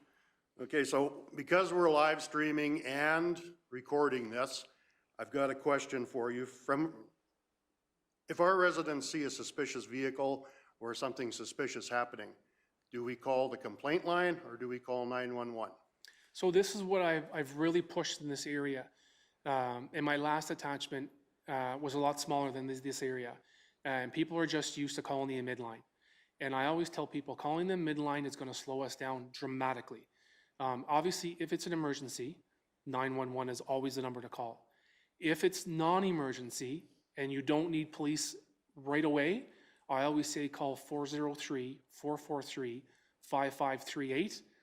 No matter the time, day, or night, it could be 2 in the morning, it could be 6 in the morning. It could be even after hours when the men go home. If a member is out working, no one's there to answer that phone, it's just gonna go to a voicemail. But if you dial the 5538 number, our OCC telecoms operator will always answer that phone. You just may have to wait a little bit because how it works is there's 2 categories in their queue. 911 will always trump the non-emergency line. But if you just hang tight for a few minutes, somebody will answer and then somebody will take that report. Now, let's say it's 3 o'clock in the morning or 5 o'clock in the morning, there's not a member on shift, they're on call, say. You may call that in, say, well, right now it's not suspicious, I'm just gonna call it in. even though when they call that 5538 number, there's a staff sergeant NCO who works in that operator's area who's going to make the decision to call the member out or not. So they'll collect all that information, pass it on to that staff sergeant, and then that staff sergeant will say yay or nay to call the member out. So if there's enough information that, you know what, because again, they're pulling information from pros, they're pulling information from our database systems, and if they know that area's been hit a few times, I guarantee you a member's getting called out for that file. And that's what we get paid for. My biggest thing is when I talk to people in public, they tell us they don't want to bother us. I'm like, that's what we're here for. We want you to call us. So if they are listening, the biggest number to call is that 5538 number. I promise you, every time you phone that number, somebody's going to answer that phone. It's really frustrating for us when we go in the morning and there's a voicemail on the admin line and somebody called at 3 o'clock in the morning and the members are out working on the highway and nobody gets the voicemail until 8 o'clock the next morning. So so thank you for bringing that up because that's a really key important message for us for that number for people to call. Okay, thank you for the answer. Yes, Councillor Penner. Furthermore to that, if you're in the Swalwell area, the Acme area, we're in Bicycle detachment, or vice versa over on the other side, that we're in the Drumheller detachment. What happens when they phone this 443 number when technically they should be phoning their 823 or their 947? If they phone, it's still going to go to the same person. Oh, okay. Yeah, so if they're in that area and they happen to phone the 443-5538, it's automatically designed to go to our telecoms operator. Okay. So it could be, because I know Bicycle would have something different, Yeah. just because of areas where we live. Yeah. But no matter if they call that number, it'll just go right to that same place. Oh, okay, good to know, because that comes up, you know. I bet, yeah. Because we're all these different attachments, so. Yeah. Councillor McGee. I have a question that you might not be able to give me information on. You talked about the increase of mental health calls. Do you ever are you able to tell us if those calls have ever involved youth or children? Very low percentage. Okay, good to hear. Very low percentage. Most are adults. Extremely low percentage involving youth. Yeah, in our area. But it has occurred. It has occurred, yes. Yeah. Thank you. And if I could, one other thing. All your collection on the rural work you've done and the reporting that you've done, have you had a chance to report to the government of Alberta about how this is changing how we are reducing crime in our area? And if not, can you give us some hands-on data for us to advocate on your behalf to our province? I haven't personally. So when I do up those media releases, I do send them to my district. What I'm hoping that happens is that it goes up to the chain of command through crops, through the division, and that they're seeing this information. My main goal with the media is my communities first. I want my community people to know they're safe. I want the community people to know that we care about them and that we're doing everything we can with the powers that we have here to make their communities better. But I also pass that up hoping that it's going to get passed through the chain, that it's going to go up through that to the powers to be, that they see the work that we're doing. I've been very engaged with my district about creating the rural crime position and reclassifying that and bringing in unmarked vehicles and doing all these different things, and they've been extremely supportive. So that seems to be getting a lot of traction right now. I've been on a few conference calls last week dealing with that, not with the province, but with this within the RCMP. And I've just been invited, I believe, in December to attend a conference about my position that I created here with the division. So I'm hoping that's going to be something that I can talk more about with them, that they may be able to establish or maybe make it a permanent, that we can get another position in play. Because ideally, I'd love to have more members. I mean, who wouldn't? So my goal at the end of the day is, if this all goes well, I'm hoping that the powers to be will see that having this person do this position full-time is a benefit for all our areas. And I think showing that progress is a way to go. And then hopefully I'll get that positive feedback. But so far, everything's been positive. I've got back so far from it. So Great. I'm quite excited with the progress that you've made.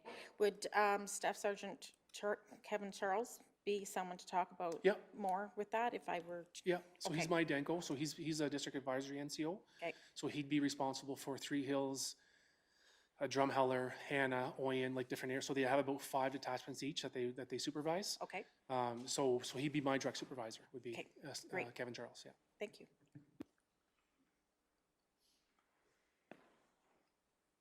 Deputy Reeve King. First, thank you.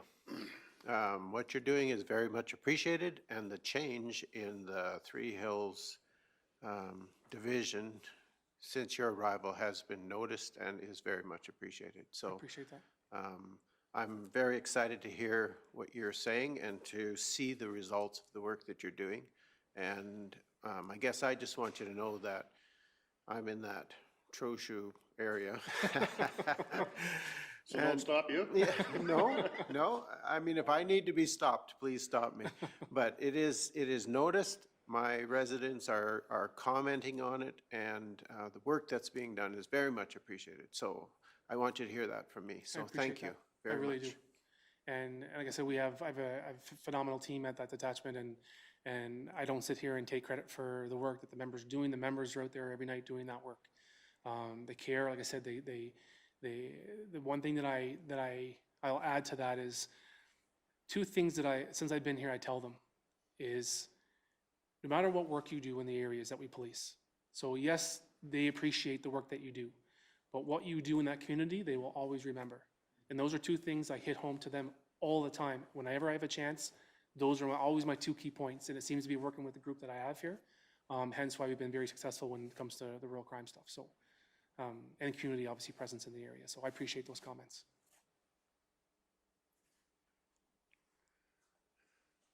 Are there any other questions from council? Yes. Just one more kudos for you. I know we had a sergeant here years ago that was very adamant that his members connected with the community. And from what I'm hearing, that's really kind of what you folks are doing. Complete opposite. Yeah. I just think it's so great because, you know, like, especially with children, right? Like, there has to be that healthy respect, but also that connection where they feel if they have an issue that they feel comfortable coming to you, or whether it's one of our peace officers or whatever. So, you know, like the pumpkin carving thing, like just making that connection with the community, I think you guys are doing a really great job with that. So Well, thank you for that. Yeah.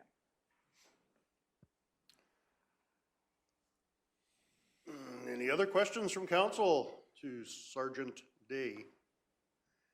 Well, if not, I just want to say, really appreciate your time for coming in here and giving us an update. I actually drove the whole way through your detachment last night.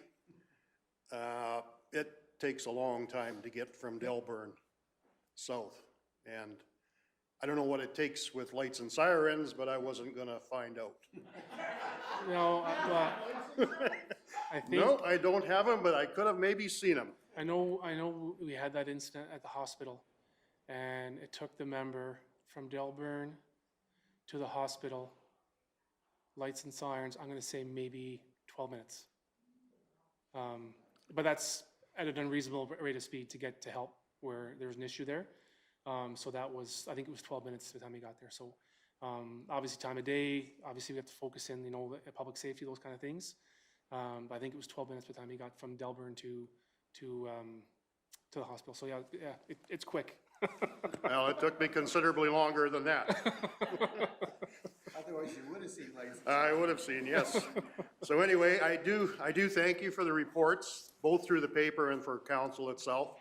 The visibility you guys are putting out into the community. And I just want to say, thank you so much for the good work, and we certainly appreciate your diligence. Thank you for that. And thanks for coming in. No, thank you. And again, congratulations on the re-elected and elected. Thank you for having me. Oh, it's been a pleasure. In here, anyway.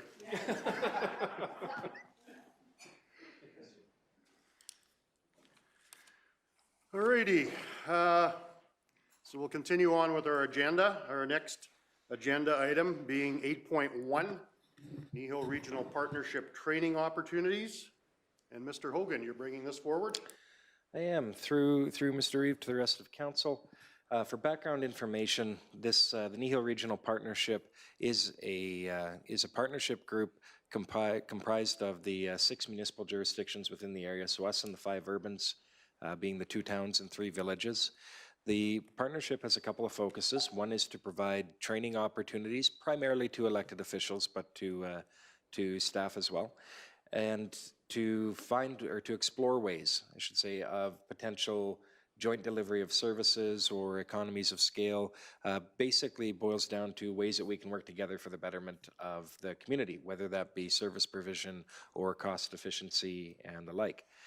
Each year, the regional partnership sends out to its members essentially a letter or 2 letters asking for input or asking for ideas that the membership wants them to explore. And so the process is, once a municipality puts it forward, and it has to come forward by resolution, so it's not, anything going to the partnership is not something that any individual councillor from the region has put on there. It's something that's been endorsed by one of the member councils as a whole. And the partnership looks at those and weighs them, prioritizes them, decides if there's interest to continue that exploration, and depending on that answer, the process goes, or it doesn't, or it gets moved into the queue.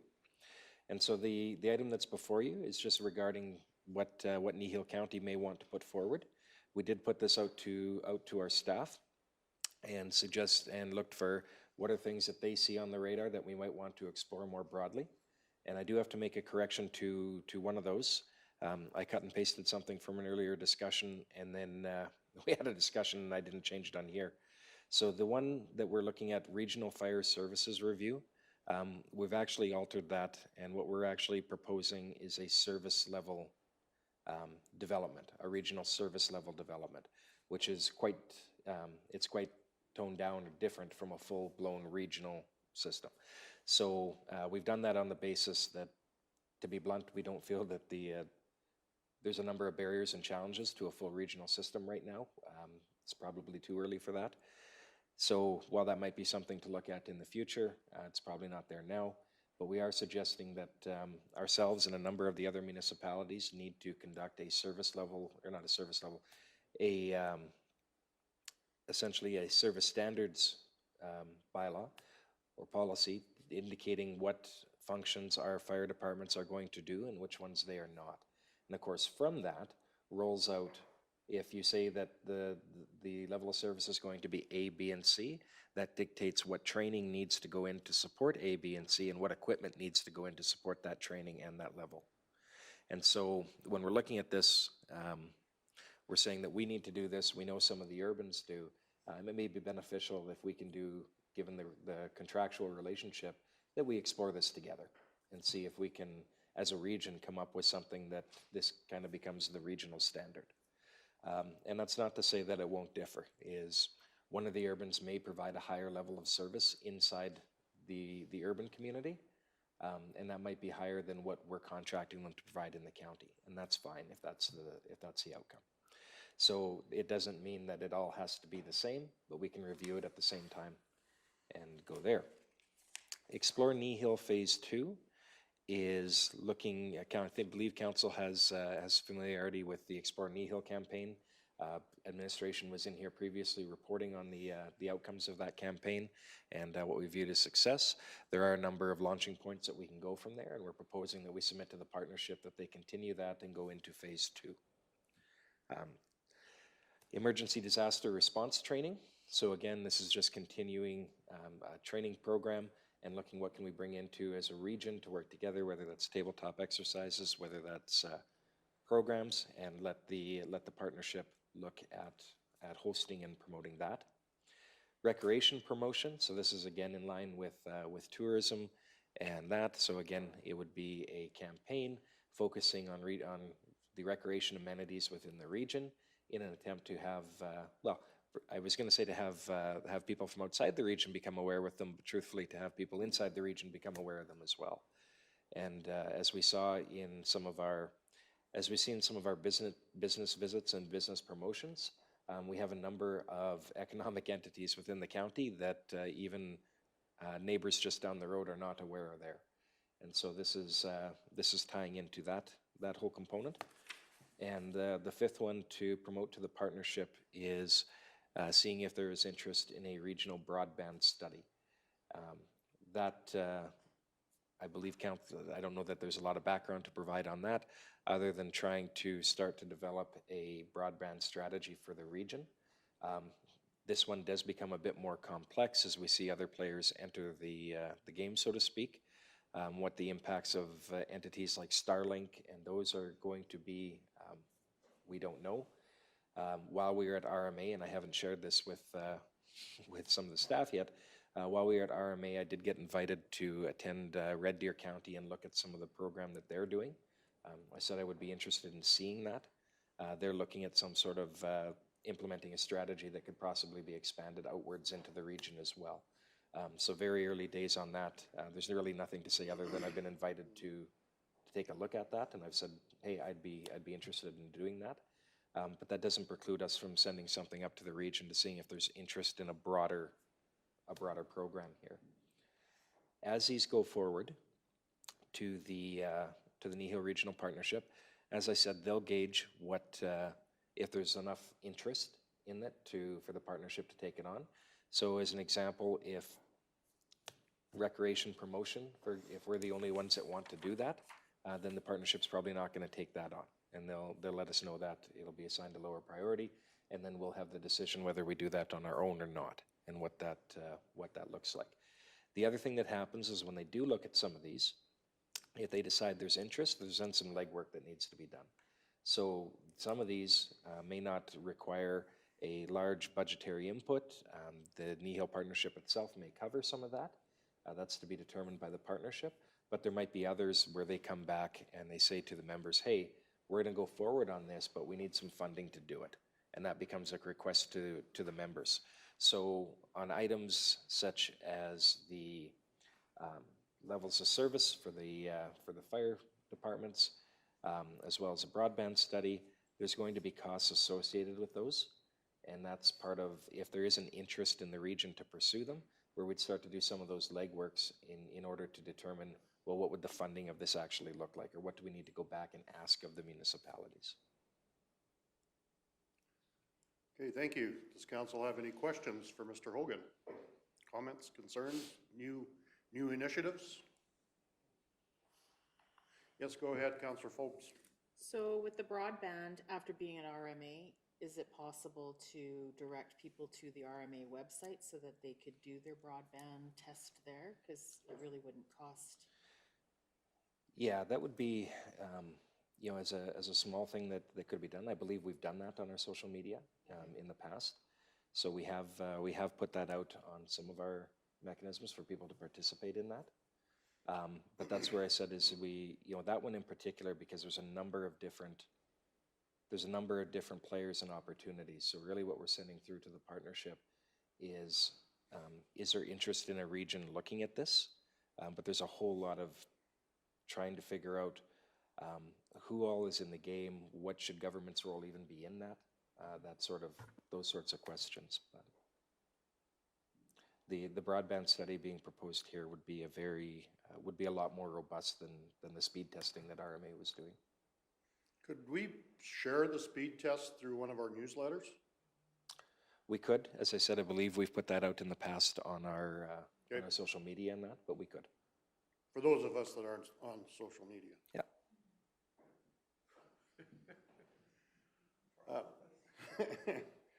Are there any other questions or comments? Yes, Deputy Reeve King. I guess I kind of feel a little bit along the same line as Councillor Phobes. I think we need to really push to our residents and help them understand that this RMA internet speed testing thing is of value, and it would be well worth our time to invest in that as individual residents within the county. I took the liberty of doing a couple speed tests when I got home, and it sucks big time. And so I think that the more we arm our association to help in this promotion, it's valuable. I think we need to push that a little bit. As far as a more robust broadband study for Kneehill County and the urbans that are within, if they pick up on it, I think there's nothing lost there. The one I have more questions about is recreation promotion. So are we looking at, from what I read in here, it looks like we're going to be promoting arenas, ball diamonds, golf courses, whatever, those kind of facilities, as well as accommodation and food services, which are mostly, in our situation, urban. And so I'm wondering if this really should be something that's coming out of the urbans rather than us. And I'm not exactly sure whether this is an appropriate focus for us or not. I guess I'm asking the question, and maybe if you'd give me a little bit more feedback so I have a better understanding kind of where we're going with this one. Through you, Mr. Reeve, to Councillor, or Deputy Reeve King's question, is I think this emerged from a couple of fronts. Is one, it did come out of as an idea, I guess, or as a desire around when we did the Explore Kneehill campaign. And so part of that, one facet that has come up through us is that we were the lead on that Explore Kneehill project. And I believe that the intent is that we would volunteer to be the lead on the phase 2 part of the project. I'm looking at Jacqueline in the back of the room. She's not meeting now she's meeting my gaze. But we have, so part of it stemmed out of that, is looking at what the work that we're undertaking, how that would pair into it. To the other point that was raised, I think that's correct, is a lot of the sites that would be promoted under that are within our urban neighbors. And as is noted in here, we do have the Ron Gore Memorial Arena, but primarily the ball diamonds, the restaurants, the accommodations absolutely are located within the urbans. And I think part of when we looked at that is looking to, when our urbans are strong and healthy, the entire community is enriched by that. There's only so much that we can do, or that maybe we should do as the county. But there is that, whether it's providing those employment opportunities or those amenities or that ability for more disposable income in the area for business, that helps the county. And I think that's part of how we were looking at it. The level to which each of those helps the county is going to be debatable and is going to vary greatly, depending on those things. But what we looked at there was saying to the partnership, as a region, it gives us an opportunity to work together and to, I'll say it this way, to practice getting wins together, which ultimately strengthens that regional bond. But I don't think that the comment is inaccurate. Is that the primary benefit of that particular program would be to the urbans, and I would think that, or at least I would recommend, or to that is that might come out in some of the funding. When one of the things that the partnership has to determine is how each of these are actually funded and what that means. So in the Explore Kneehill campaign, as an example, the county took the lion's share of that funding burden. Is we far and away contributed more to that campaign than any of our partners did. Maybe that's not the case for the recreation promotion. Is maybe that's done on a more equitable or a different funding distribution. So there's a discussion there. Councillor McGee. I'd also like to add or suggest, my envision for that as well is that though we're taking the lead, that means primarily we will take this, and primarily our staff will take the initiative of having the guidelines, the time frames and answer to, but the delegating of the work for each of the urbans will be delegated to the urbans. If you want us to promote things in your community, then you're doing all the work behind that being part of this project. So by taking the lead, it's just basically being the head person that keeps track that we're on a good time frame of working through this, not so much doing the tasks of the work. And if I may, Mr. Reeve, for the recreation promotion, there is some synergies or parallels there that might emerge from the Explore Kneehill campaign, but there's also no guarantee on that recreation promotion that it's necessarily us taking the lead on it. I think you're correct, Councillor McGee, in terms of when we did the Explore Kneehill campaign, that was really led and organized, and an awful lot of work was done by the county, by Jacqueline in particular. But a lot of that was delegation to the towns as well, in terms of organize this or set this up or get this material to me by this date, so that she could do that amalgamation in that lead. And I think that's, so the recreation promotion, again, you know, that might be us as a county leading that, it might not.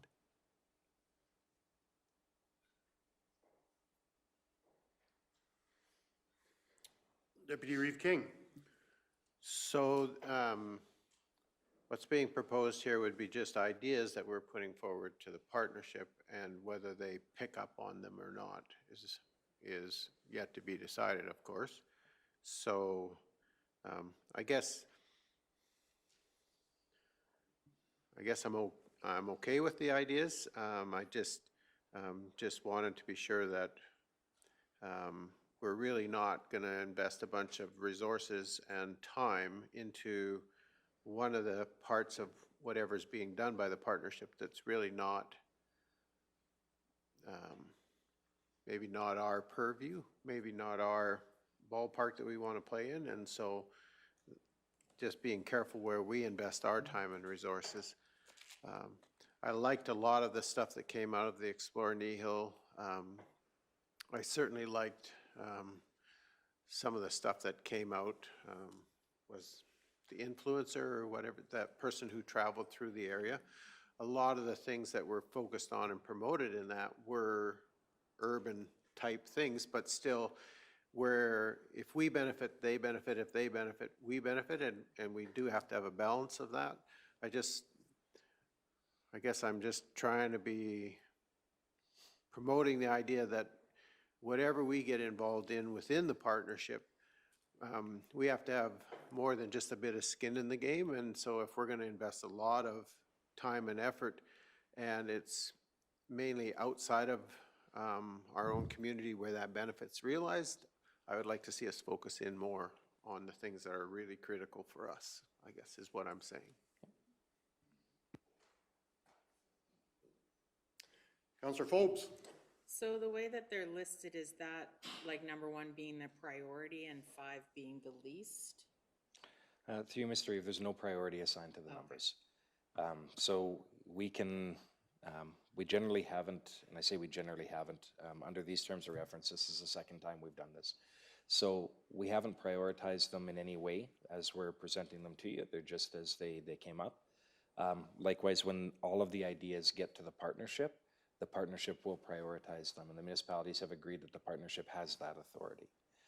And some of those, as I said, when that process goes through, something like the broadband as an example, there's some of the exploration and defining exactly what it is, even is that the partnership wants to do. You know, if that's a $10,000 study, that's very different than if it's a $70,000 study for the members, right? So that might change what they look at or how they go about things as well.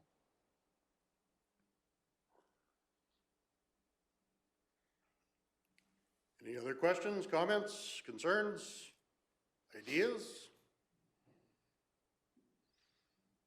If not, what are council's wishes?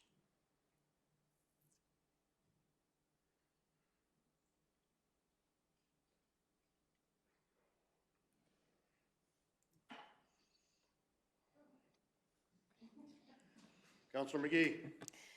I'd like to move that council submit the following initiatives to the Kneehill Regional Partnership as options for exploring regionalization or regional partnerships: Regional Fire Services Review, the Explore Kneehill Phase 2, the Emergency Disaster Response Training, the Recreation Promotion, and the Broadband Study.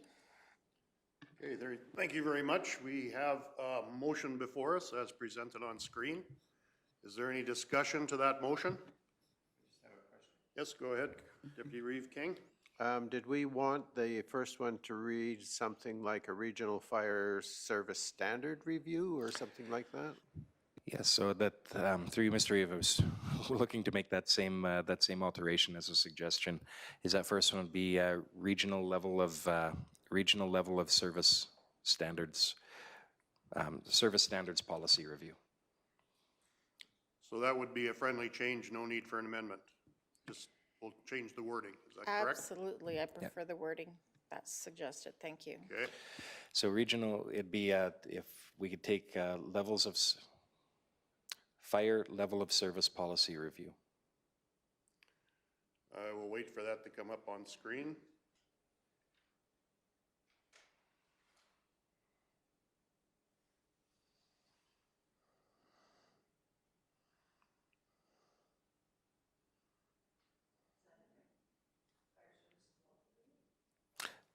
Policy review, yeah.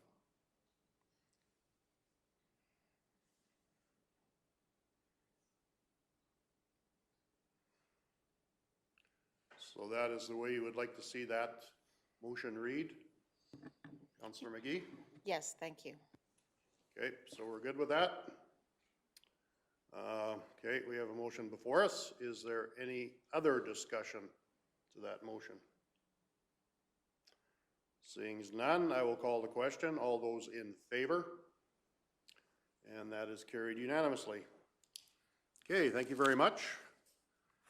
Our next agenda item is FCSS funding request. Mr. Hogan.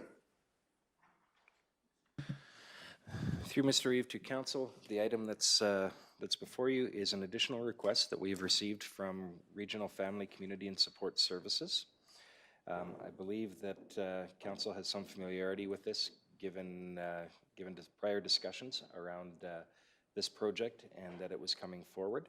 In light of the added workloads that the family wellness workers are seeing, previous discussion looked at that. Ideally, they're in that 20 to 25 case range for a combination of 50 because there's 2 of them. Currently, they're operating above 75 cases, which is impacting the ability to meaningfully address those cases. So FCSS, in looking at ways of dealing with this, has put forward this funding request to all of its members, and they're asking essentially for funding over the next 3 years to bring on a third family wellness worker. This would be a 3-year term position and would be reevaluated at the end of that. The idea or the hope is that in light of COVID and what the world is going through right now, that this is maybe a temporary thing, and essentially just getting through it is what's needed.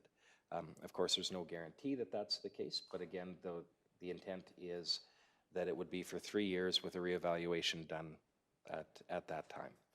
So in order to fund this, FCSS is looking at utilizing their reserves to fund a portion of it, but in addition to that would require some additional funding from the members.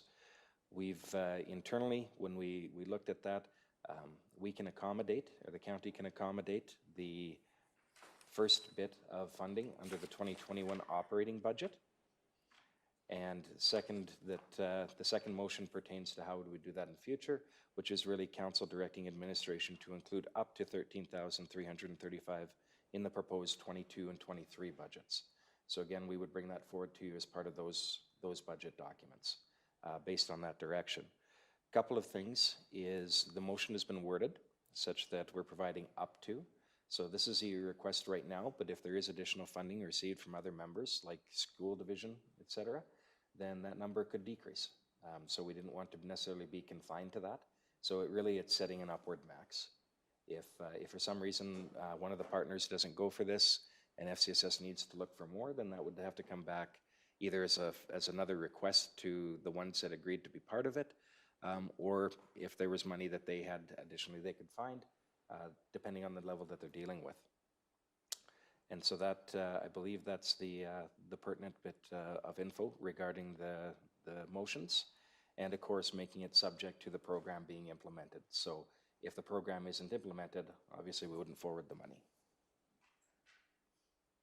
Okay, thank you. Does council have any questions for Mr. Hogan or for Deputy Reeve King, as he has the chairperson position on FCS? Yes? Yes, Councillor Forbes.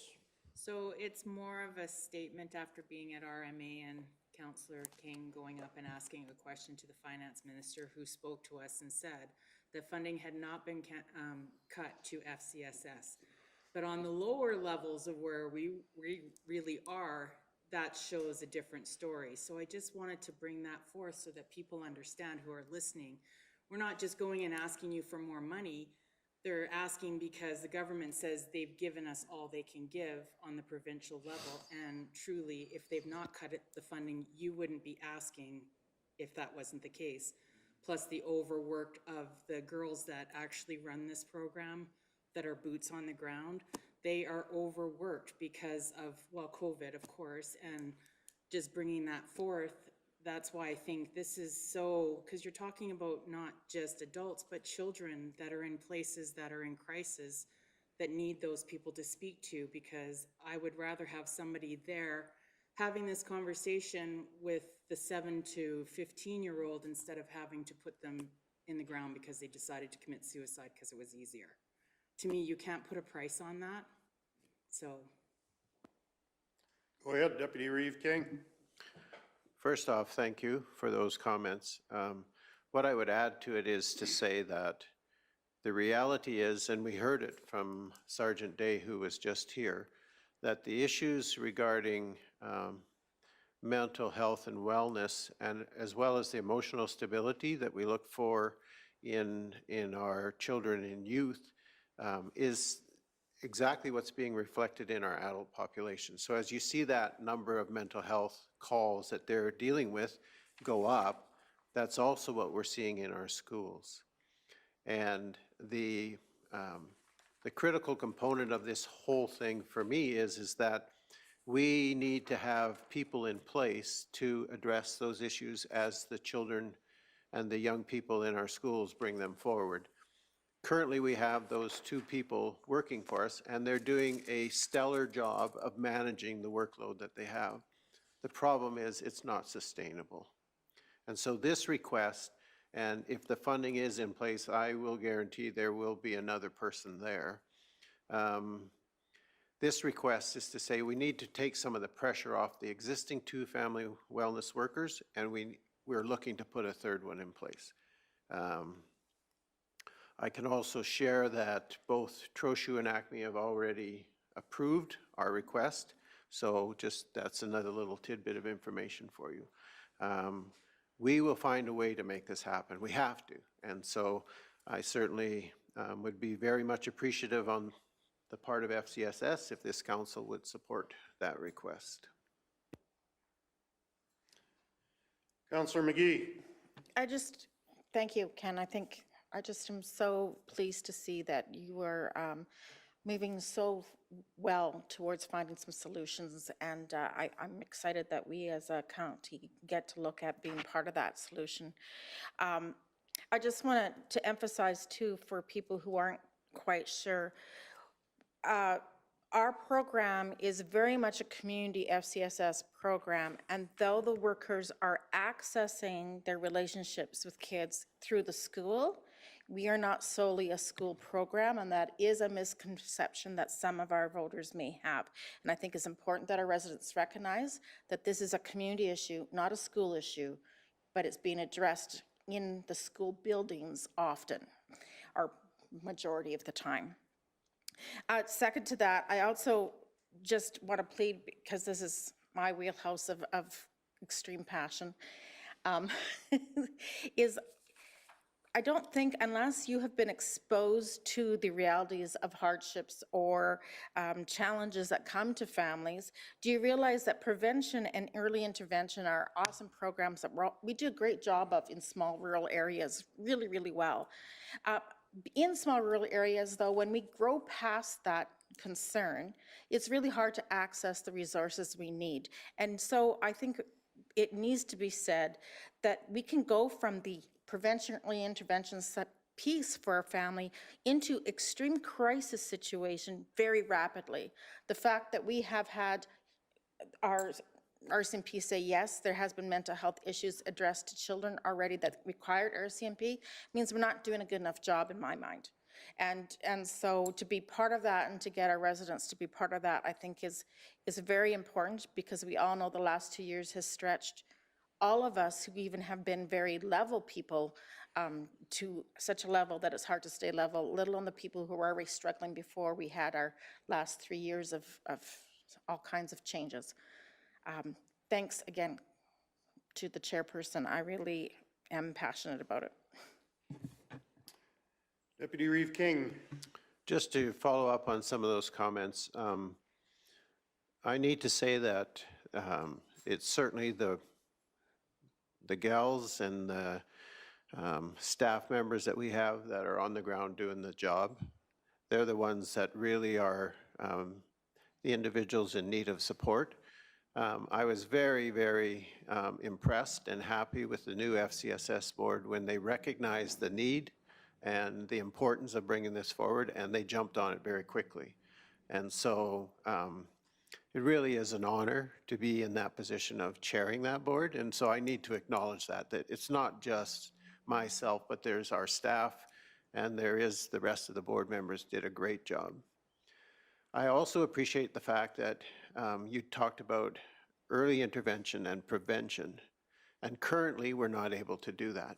The jobs that these gals do includes that early intervention and prevention part, and right now they're just dealing with students who have critical needs, so they're dealing and trying to almost too late in some situations.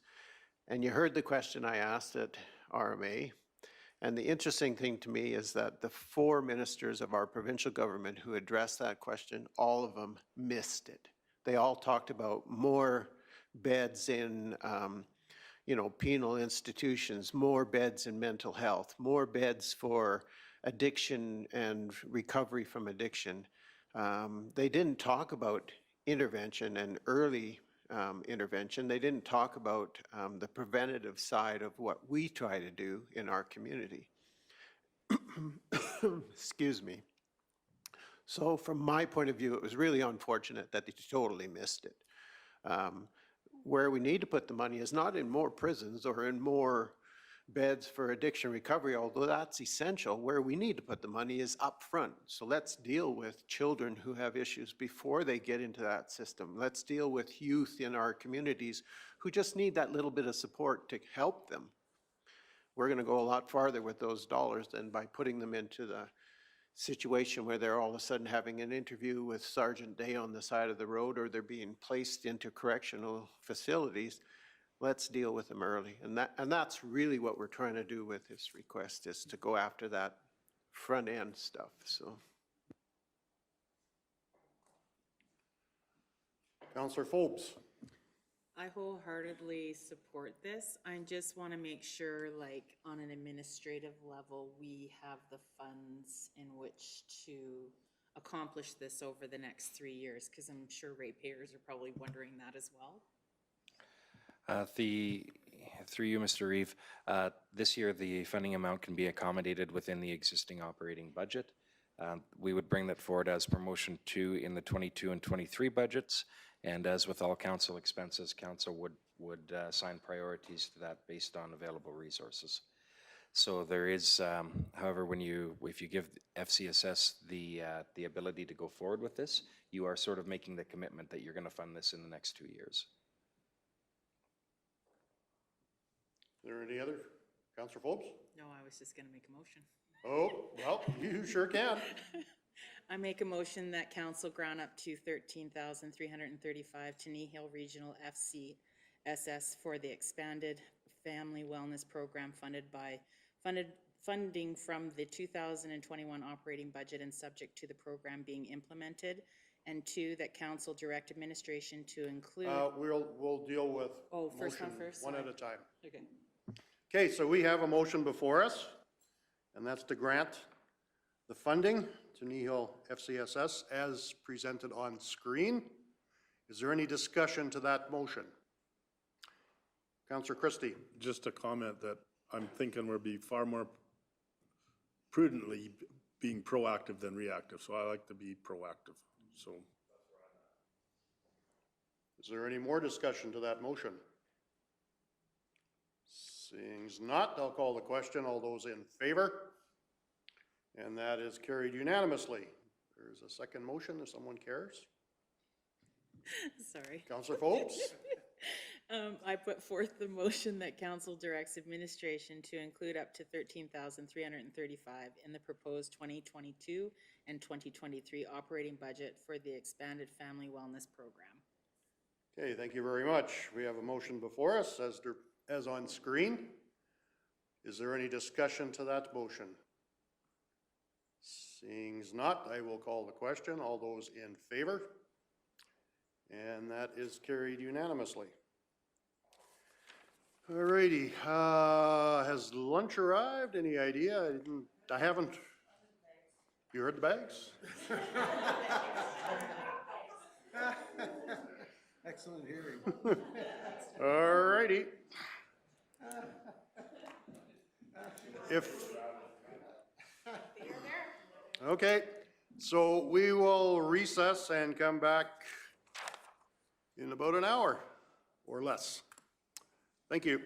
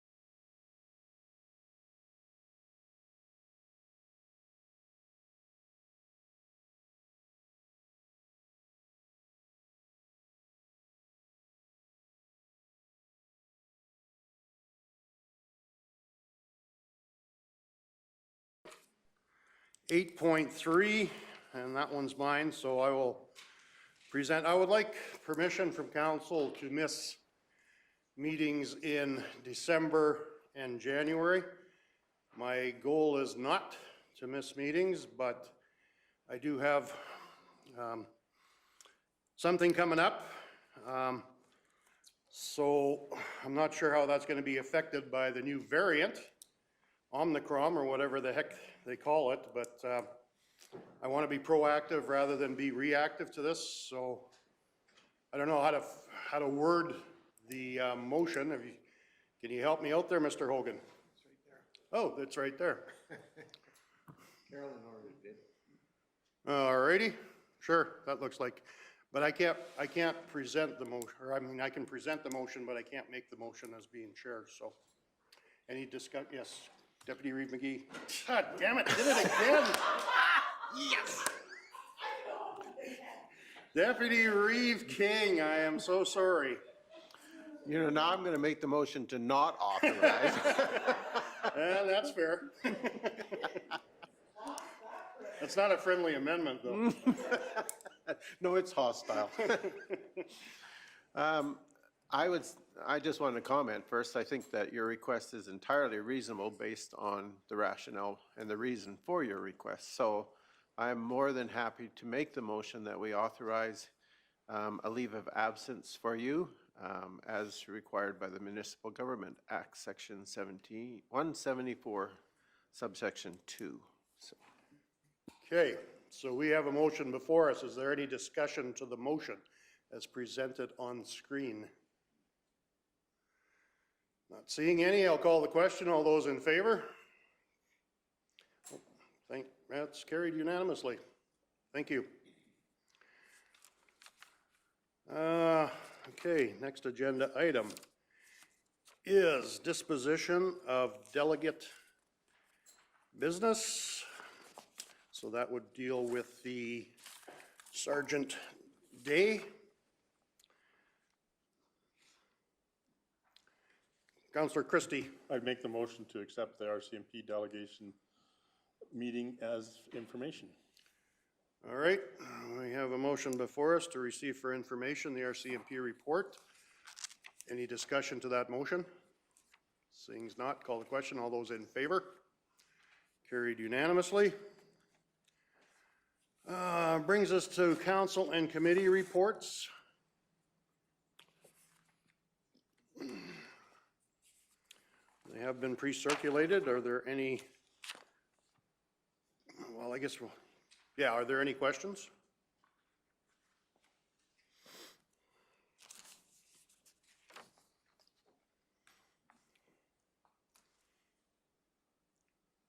If there's nothing on Kneehill Regional FCSS or Kneehill Regional Partnership,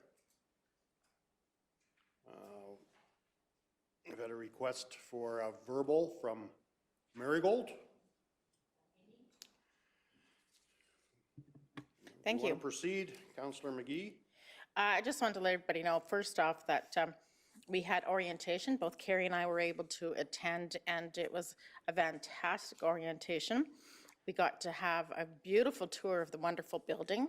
Lots of really neat, innovative things that were energy saving, and most importantly though, the work environment is much more conducive to the staff's needs and the needs of our entire region for having the care. Very impressive and very conscientious work went into doing a good job of that.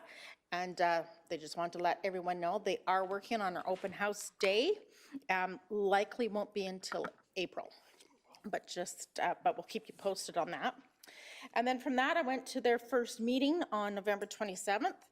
I forgot to read the clause in the description when I volunteered for this position that this meets on Saturdays. So I was very proud of myself to be there. And we quickly went through the draft budget. It looks pretty much the same as always. But most importantly that you would like to know is they have worked for quite a long time prior to me being on this group on a new revised agreement between all of municipalities And so that will be arriving shortly. We approved it for it to be sent out now to all the partnership in the Marigold. So just, you know, that's been a well talked out, well planned thing that's coming forward shortly.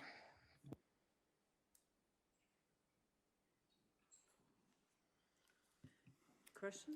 Yes, Councillor Penner. In saying that, did they mention anything about the financial side going forward? Did you touch on any of that at all? Whether they're going to request more or less, or the?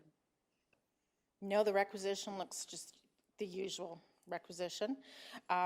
Financial side, some people are asking about the building. The building was built under budget. They are in an agreement with Strathmore, town of Strathmore, to have them carry a loan if need be, if they don't sell the old building fast enough. But at this point, we don't have to trigger that yet either.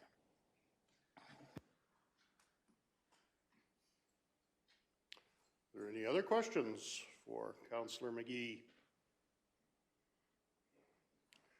Okay, if not, we've got agenda item 10.4, report on our RMA convention. And I do believe Councillor Cunningham. Gotcha. So yeah, I'm just going to talk briefly about the RMA convention at Edmonton, which is the Rural Municipalities of Alberta, which was, you know, new learning for me. All of our council was able to attend the convention last week in Edmonton, and we'd like to thank everyone for the opportunity to attend. And I know as a newly elected councillor, I very much enjoyed it and garnered a lot of new information, which was great.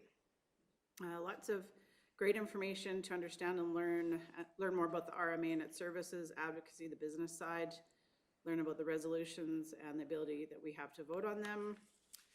There was various ministers were available for Q&A on Thursdays and Friday. Beneficial exchange of information, ideas, concerns that we were able to bring forward. They had quite a few engaging speakers. I know one of my favorites was retired hockey player Jordan Tutu, who spoke of his struggles with addiction, his love of the land that helped him in his healing process. Really good opportunities for networking, engaging with other municipalities, making connections and speaking on common concerns we have in rural Alberta. And again, just an excellent opportunity for our newly elected council to get to know each other better and spend time with each other. So thanks again for the opportunity. Thank you, Councillor Cunningham. Any other comments? Yes, Councillor Forbes. I would also just like to add that I love the fact that the RMA exists and that they have such a great voice for the people that live in rural Alberta, because I'm not sure if you would be heard in the government aspect of it without that voice being there, and the numbers were mighty. So that was really impressive to see. Yes, Councillor McGee. It really impressed on me this time too, how much we benefit in the group buying and the different things that we have. And I think I've been asked before in history, how is it that this is worth our while, us little people out here? And I tell you, RMA saves us a pile of money in pretty well every corner of our business, and I think that needs to be out. So it was well described, I thought, this time. Guess my only comment is it's great to be in person again. But I did notice that a lot of people had aged, except for me. Just crap. You know, it's been a long time, so it was nice to get together in person. And that networking really, really makes that meeting a heck of a lot more valuable to me. Okay. Would someone like to make a motion to accept for information? Yes, Councillor Christie. I'll make the motion to accept the follow-up action, or no, not the follow-up action. I'm reading the wrong one. Councillor and committee reports is presented. All right, thank you very much. We have a motion to accept for information as presented. Is there any discussion to that motion? I see none. Call the question. All those in favor? That is carried unanimously. Next agenda item, council follow-up action list. Any questions, comments, concerns?